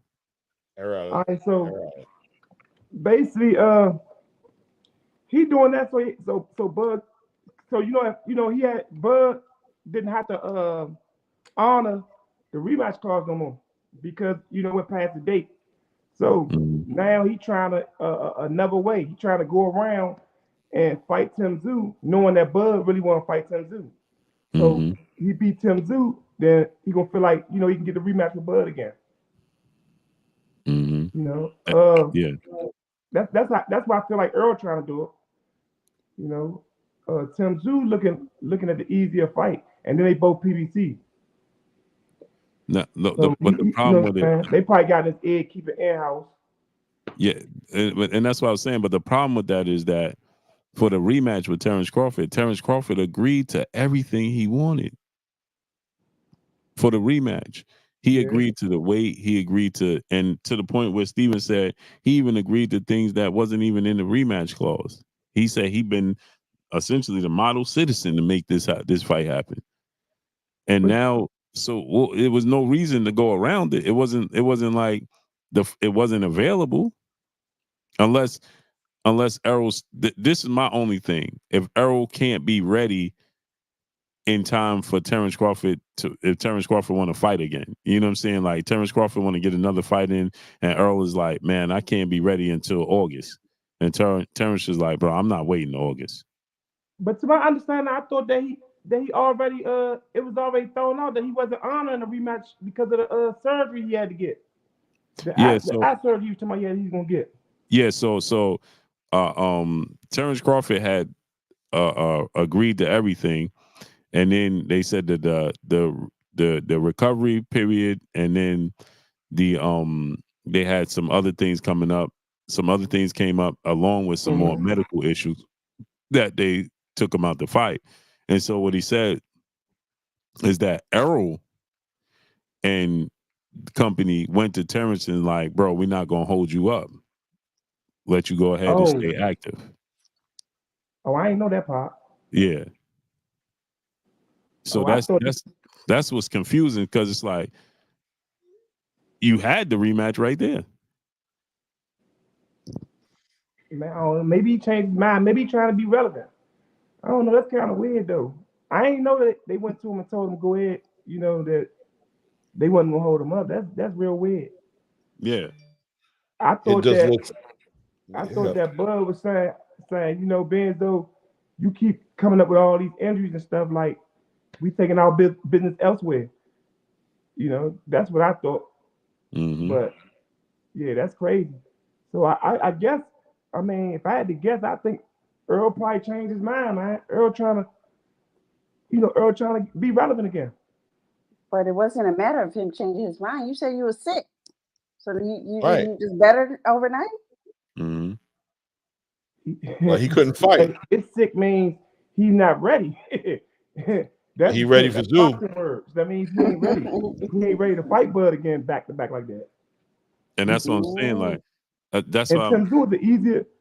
Blue, we both know Tszyu is an easier fight with Errol Spence style. Like, you know, he's an easier fight than Bud. Right. And they tailor-made for each other for real. And this is what I was saying, right? I was saying this, right? What happens is, with Tszyu can stall out until Errol Spence is ready. They can't stall out. They can't stall out Terrence Crawford. So he would have to fight Terrence Crawford in the summertime, right? But with Tszyu, he can be like, well, I just fought in March, because they already put that in the air, right? When Tszyu was asked, will you be ready to fight Terrence Crawford? You beat Fundora, you be ready to fight Terrence Crawford in the summertime, and he like, I fought 4 times in 12 months. So he already given us the illusion he need a break.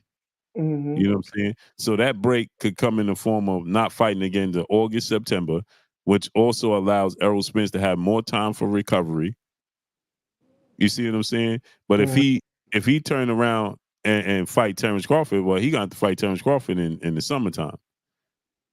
So, but now that he fighting Fundora for unification in March, they can justify him not fighting again till August, September. You see what I'm saying? Push for that either way though. If he probably push for August if he fought Bud. He don't want to fight Bud. Yeah, but remember the WBO is giving him a time frame. Yeah. Remember the WBO giving him a time frame. Oh, WBO. Yeah. Oh, okay. You know what I'm saying? So they're giving him a time frame. You know what I mean? He got to fight in a timely manner. That makes sense then. That makes sense. Yeah. Yeah, then you stalling him out. You know what I'm saying? You could stall out and it's justified to be stalled out until, because again, right, we ain't gonna look at it and be like, man, you stall until Errol is ready. You know what I'm saying? We ain't gonna look at it like that because he just fought. Yeah. So we ain't gonna look at it like, hey, bro, you stalling out for Errol. Because he gonna be like, I just fought. Now, what is this, his 5th fight in 12 months or 4th fight? You know what I'm saying? So it's like, yeah, it'll be the 4th. Yeah, coming up, it'll be the 5th though. Yeah, this is 4th against Fundora. Yeah, that's what I'm saying. So I have 4 fights in a year. What y'all want me to do? You know what I'm saying? So it's justified. Ready to Rumble, aka Alan Maddox, brother in the super chat, dropping that cinco on the super chat. He said GTDDD, say Bud, Duck, and Tank. Blue, I can't. Can you shaking my head? Tank better stay in his lane. If Tank goes near Bud, he'll get ruined and slept. He won't even fight Devin. Yeah, GTD. You can't pay GTD no mind. Marcus King, what's good? I don't even entertain him at the moment. No, you can't even entertain him. That do make sense though, Blue. What you said though. I ain't think about that. I ain't even think about it like that. That does make sense though. Because my brother Ray Davis, what's up, Errol gonna need time.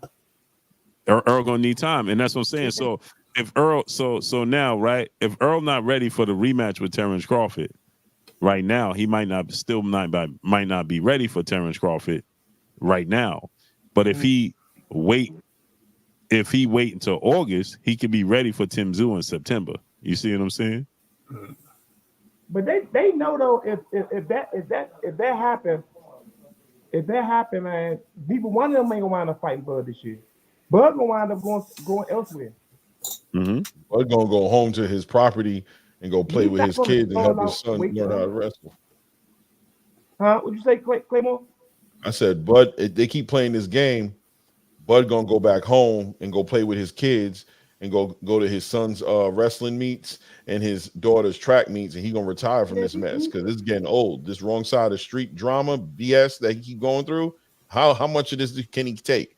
You know what I'm saying? At some point, it's just gonna be like, I'm not playing with y'all no more. I already know what I gotta do. If I gotta kiss ass to re-sign to the PBC, bend over sideways just to get fights with y'all, for what at this point? I don't got him a time just yet. I think he want that one more big money fight.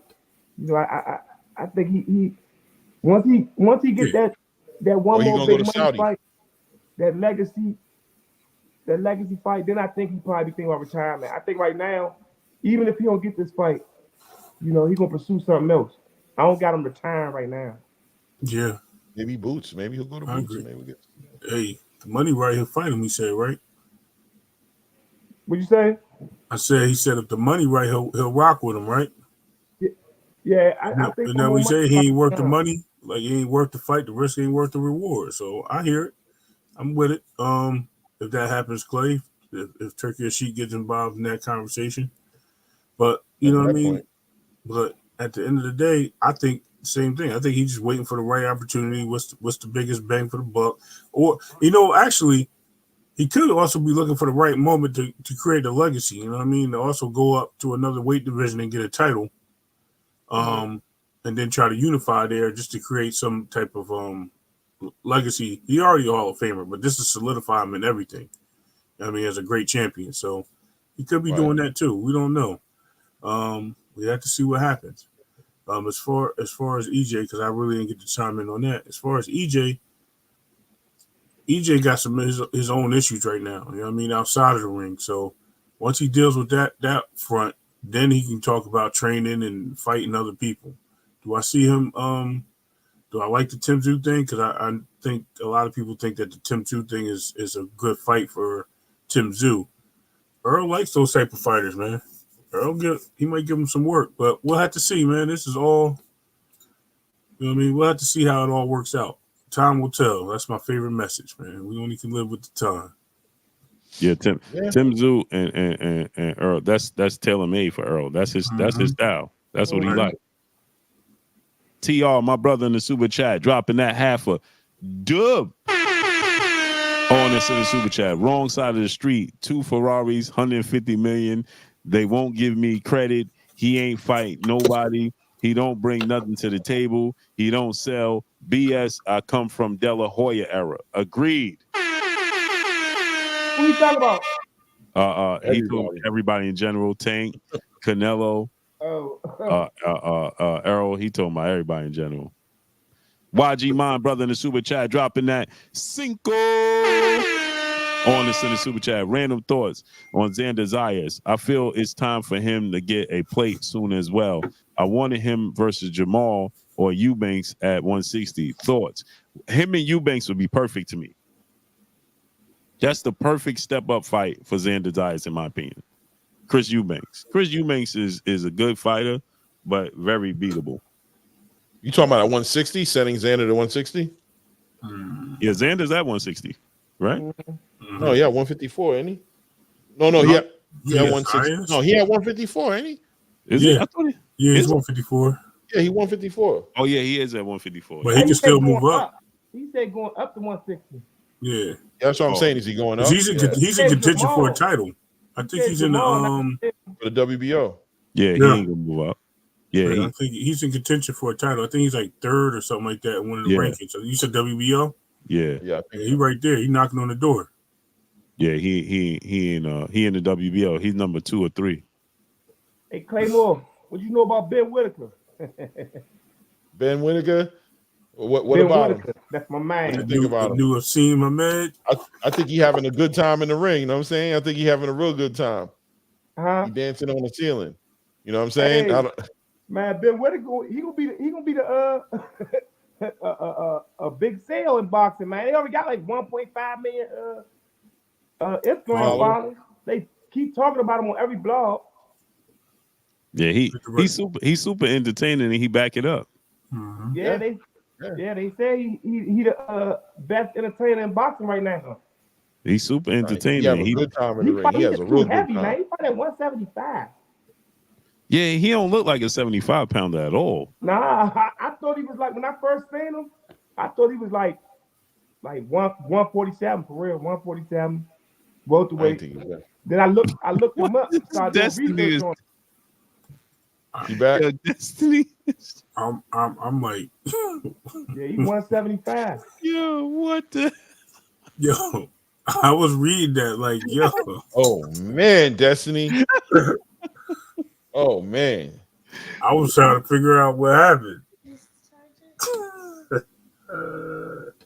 Enlighten me, fellas. Enlighten me, fellas. It's been a long night with Destiny, bro. A long night, bro. You don't even know, bro.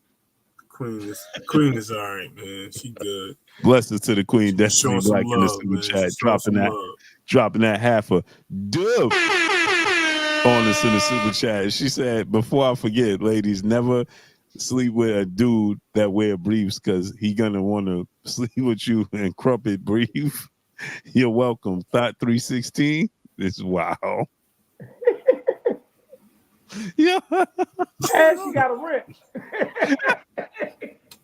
Oh, Destiny. Wow. Oh, sis is tripping. She got no chill. Flyer, frequent flyer RC, brother in the super chat, dropping that Cinco on us in the super chat. Bud was on the same side of the street with Boots at the bus stop. Then Bud called an Uber.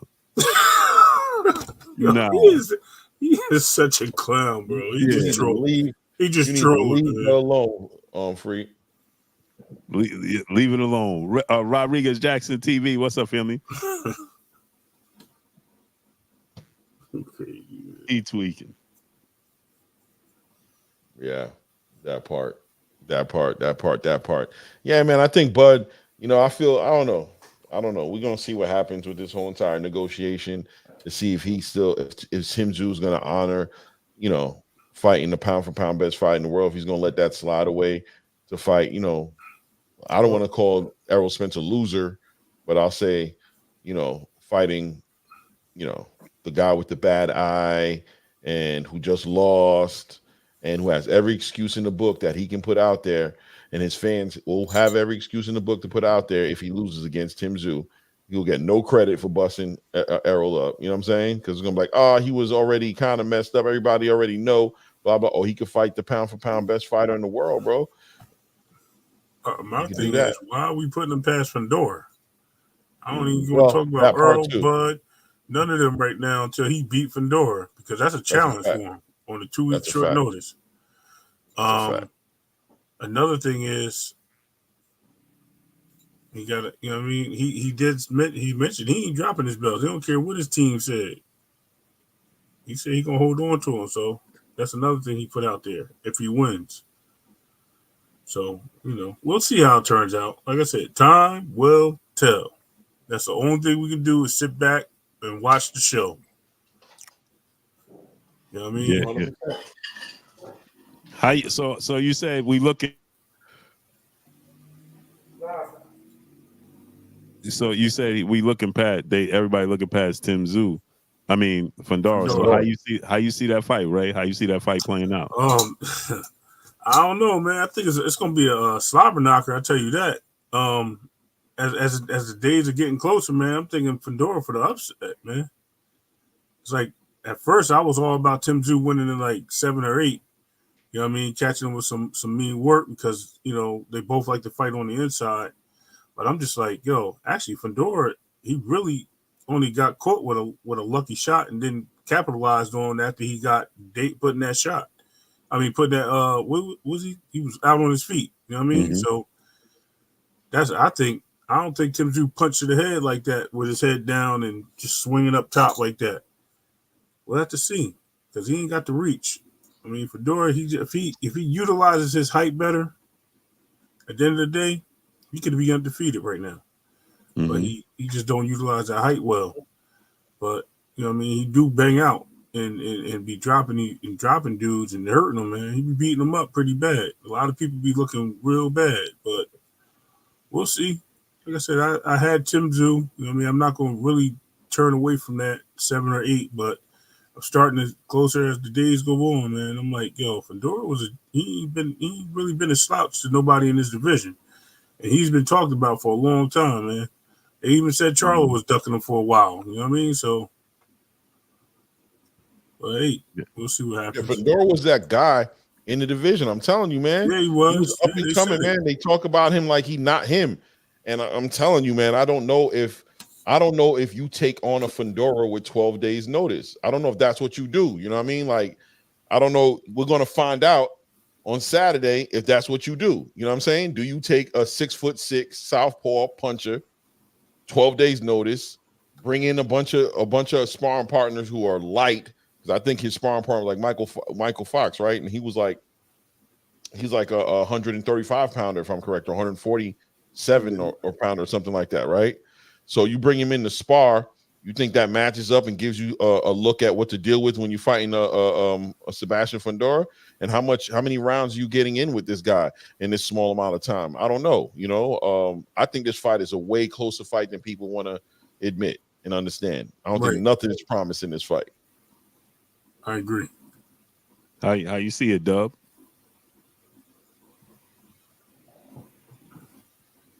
I mean, it can go either way. Just like he said, Fundora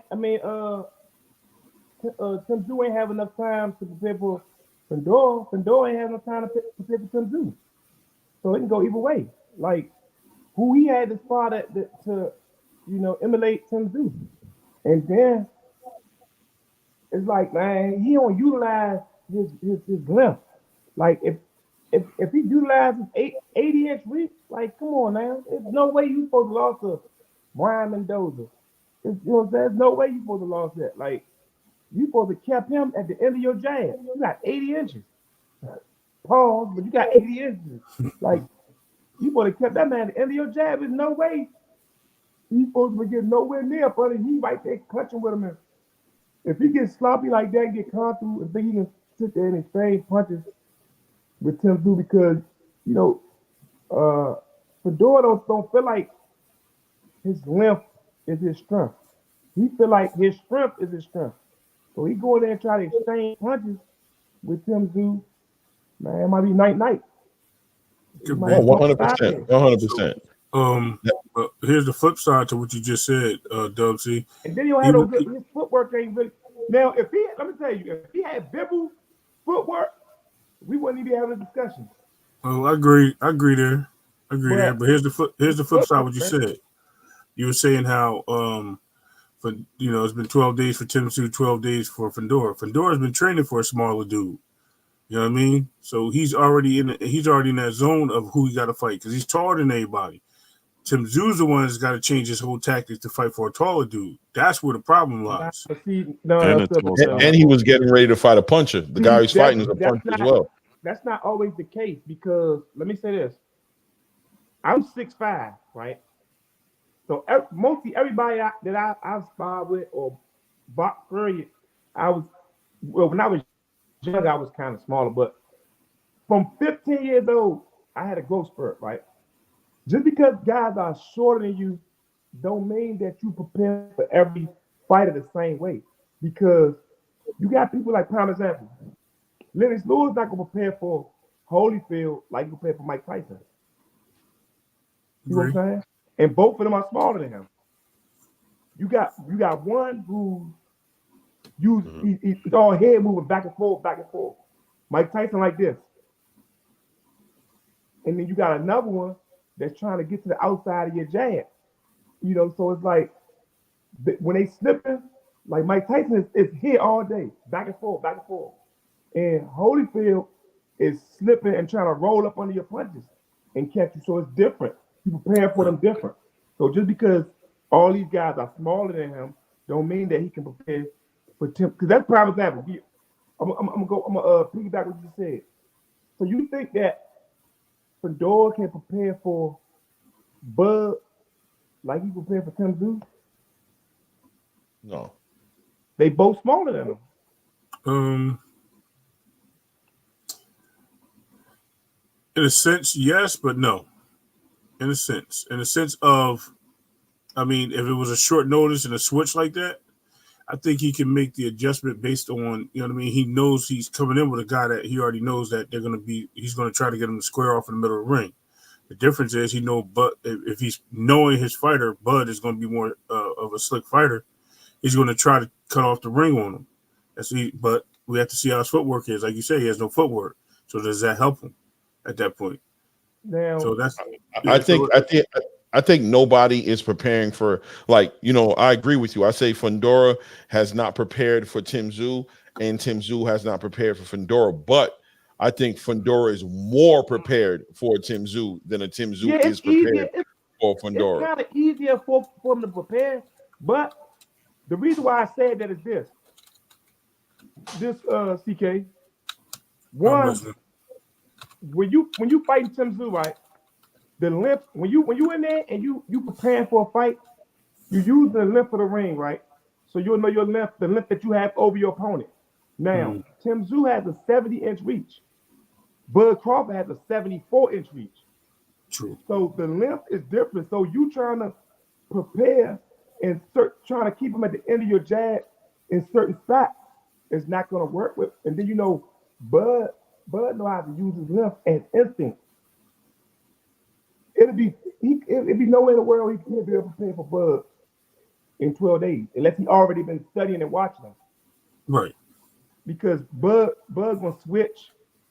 He gonna switch. He got head movement, you know, instinct. He flinching and slipping your punch. Then he what you call it? When I'm faking a punch. What's the word I'm looking for? Feint. When I'm hesitating a punch. Feint. He got great feint.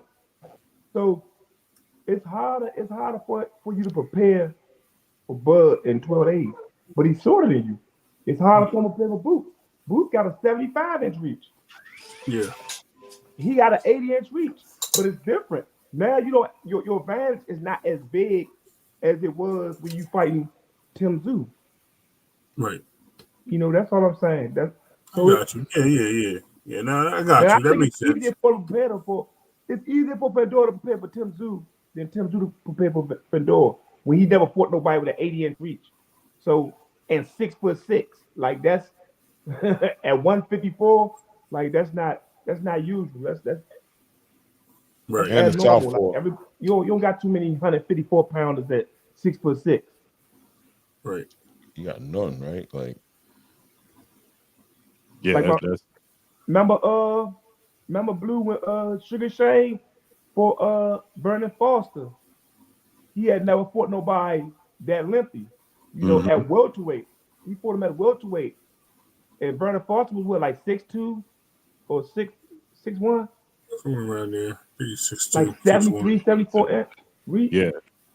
But they remember they fought in the amateurs a lot though. Oh, I didn't know that. I didn't before that. Yeah, they had a history. They had history.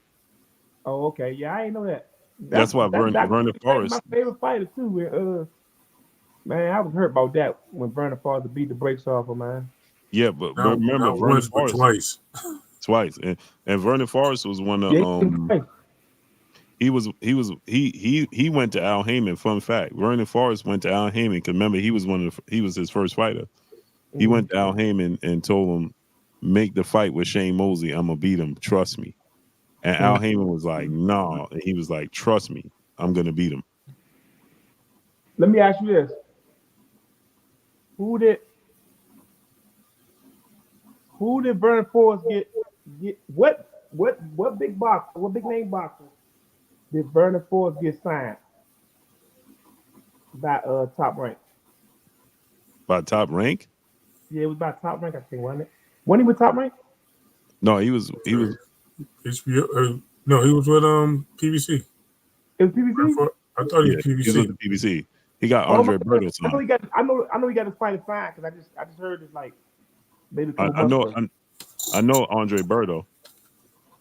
This fighter said he dedicated, his career to Vernon Forrest because he really got him signed. He really discovered him. Yeah, that was I think I know who it is too. Give you a hint. He was on Sean Porter show not too long ago. Oh yeah, Tarver. Yeah. Yep. It was Tarver. Yeah, so it was Tarver. Yep. Hey, fun fact: Vernon Forrest's best friend is where I do my my studio is at Vernon Forrest's best friend house. Oh yeah. Literally, he getting ready to write a book. He writing a book and everything. Like his mom, I see everything. Him and Vernon Forrest, all their businesses together was together. The ones in the DR, everything. That's what's up. Yeah. Did he? How Vernon Forrest got? How he died again? He got shot. Yeah. Well, he got chasing somebody, right? Yeah, we gotta say deleted and hit. We gonna say deleted and hit. But he so what happened was it's a wild story, bro. They feel like it's a setup though, but he was at a gas station, he was pumping gas, and he was letting his car run. And he always kept his extra heat on him. And dudes came up and tried to juke him and had the hammer, and he went to pull out his on them, right? And they was kids. He went to pull out on them, and his joint, all the bullets was out. So he tried to chase him down, but he ain't checked. Somebody had took all the ammunition out of his joint. So obviously you chasing the dude down like that, then they turn around, you think you getting ready. They turn around, you ain't got no ammo. Yeah, it's crazy. That's wild, ain't it? You got blue Vernon Forrest, Winky Wright. That's a good fight, man. I'm going Winky though. Yeah. Just more consistent. And I was mad. We just talking about that fight. Huh? Who you got? Oh, I definitely got Winky Wright, man. I was just talking to Clay about that the other day. How he got robbed against Vargas, so they can keep that win streak together. Who you got, Clay? I got Winky. I got that southpaw, that the fighter everybody was ducking. Sure. Until he started leaking. Yeah, that headbutt messed him up, man. B-Hop messed him up with that headbutt. After that, he was. Who you got? Wait, who you got, Dub? Dub got one of them looks on his faces again. Where you want to know what he thinking? Go ahead, bro. What happened? I'm going Winky. That's the whole thing. Okay, man. I thought you was going the other way. I'm about to like, hey, Blue. Even though he don't claim us.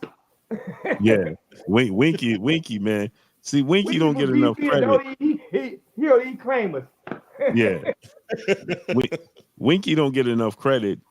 The reason Winky don't get enough credit is because his style is not exciting. Yeah. Right. He just consistent. Yeah, that's the problem. We got some key victories. He got some key wins though, man. Mm-hmm. He also got some key runners too. Facts. Ran away from him. I said he got some key runners.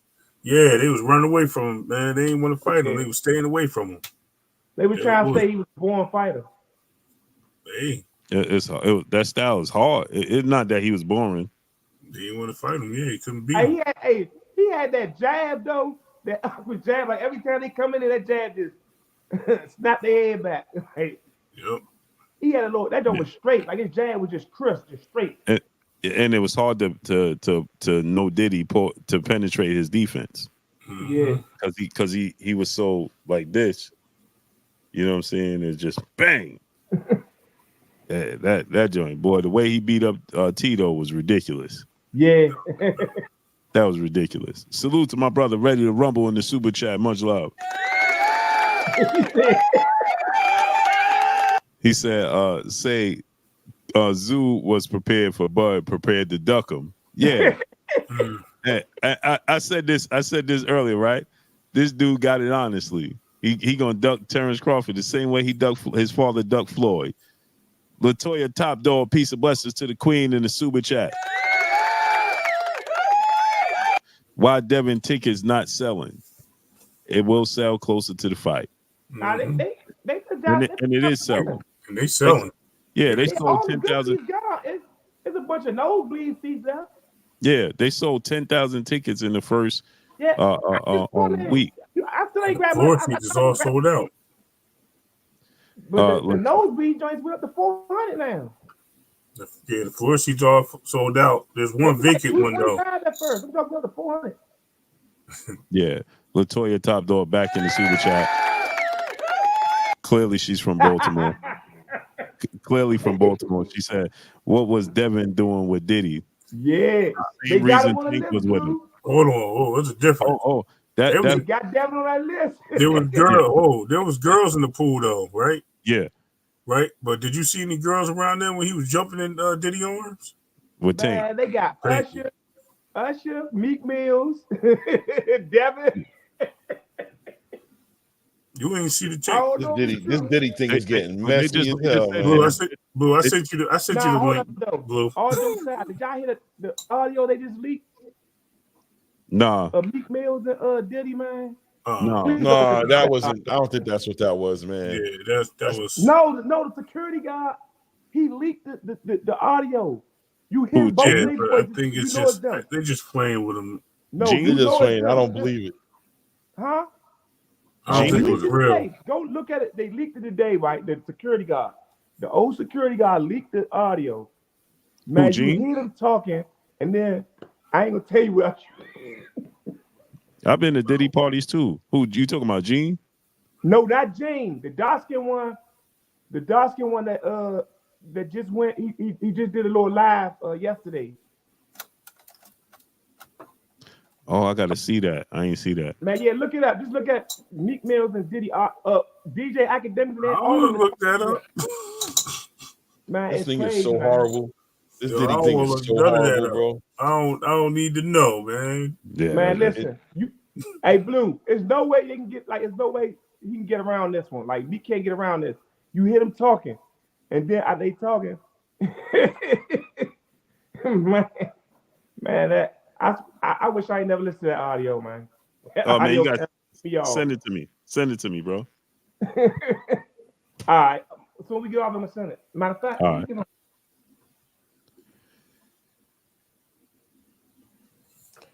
Fellas, I ain't gonna lie. Yeah, I'm about to get up. Yeah, me too. Yeah. Latoya Top Dog in the super chat once again. Said, how you know those girls? Oh, I mean, why are you so concerned? How we know that Tank didn't just do the whole paddle? What do you call them thing? Paddle way off the stage into Diddy arms, right? With the little kiss on the cheek. But anyway, why is it your concern? Yeah, wow, right. It's crazy. Now make that make sense. We know what it is. Yeah, you super invested. That's the suspect part. Where that picture at, Blue, that I sent you? Where the video I sent you, Blue? Yeah, that's why. Blue, listen, Blue. No, you can't play it. No. Oh, all right. Yeah. Yeah, because they're gonna hit me. But just send it to me. I don't believe it, man. Salute to Ready to Rumble back in the super chat. He said, Blue, them the questions you get from the church tankology. Yeah. Facts. Leonard Liability Insurance Company got TPA spies everywhere, bro. Right. It's agents everywhere. It's weird behavior. I tell you what, y'all better hope they don't fight, and y'all better hope he don't lose. That's it.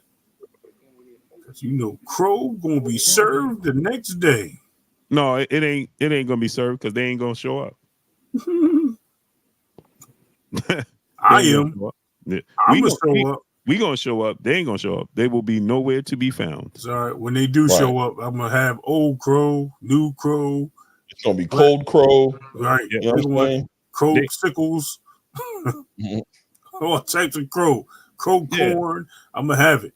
Scarecrow. They we're gonna have it all. They ain't gonna show up. Stanley Bailey, what's up, family? But let's get on out of here, man. Let's get our last words and get up out of here. Word.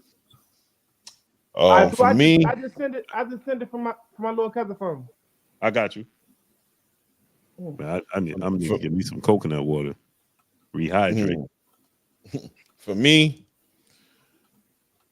the big question is always going to be, if this is real, what Errol's doing, why you ain't just fight Bud?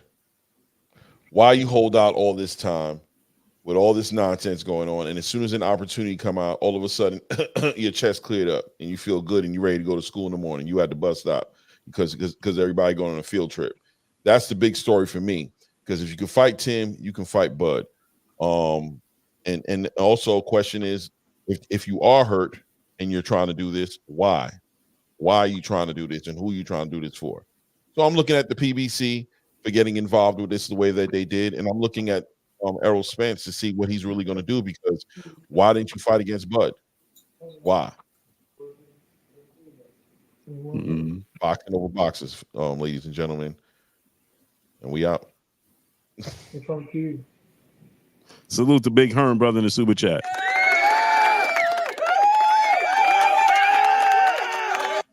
He said, if Errol gets stopped by Tim or Fundora, it is over. Real. Agreed. Yeah. Agreed. Pretty much. Yeah, it's over. And the thing is, it's a strong possibility of dealing with them dudes. His first fight at 154.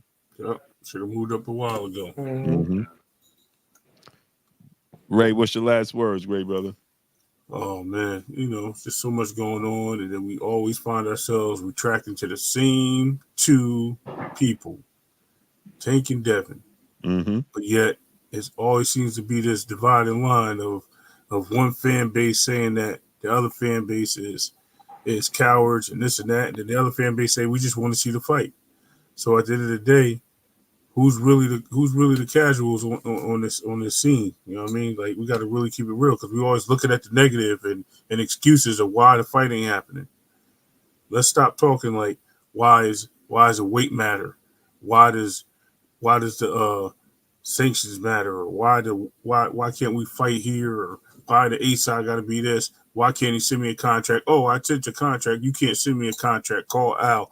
We say all these things, and it's just so many excuses on it.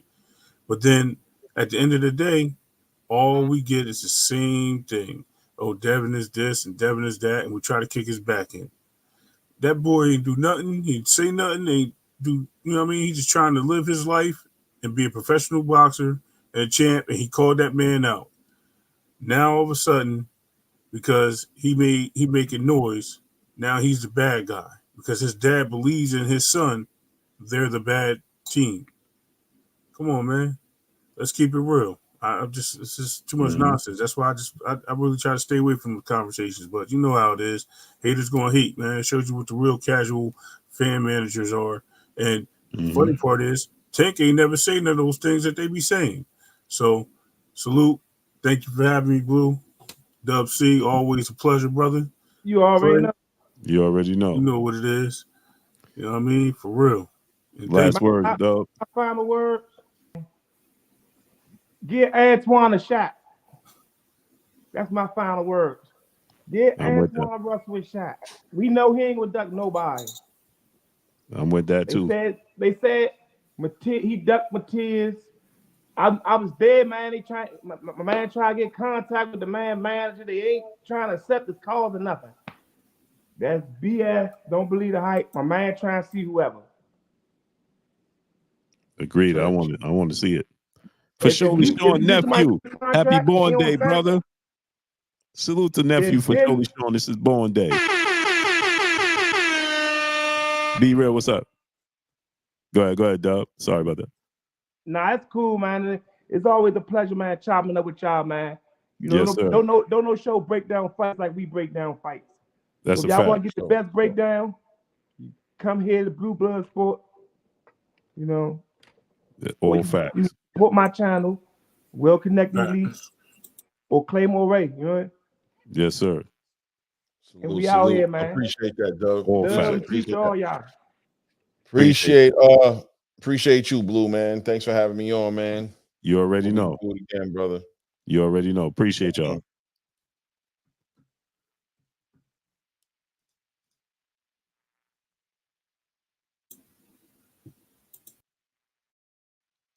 Salute to my brother, Ready to Rumble, a.k.a. Alan Manage, brother, back in the super chat. Much love.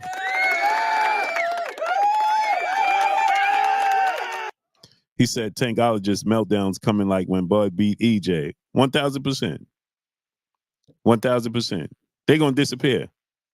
For sure, Leo, you already know, nephew. They're going to disappear. 1,000%. They ain't going to show up. You won't see them again.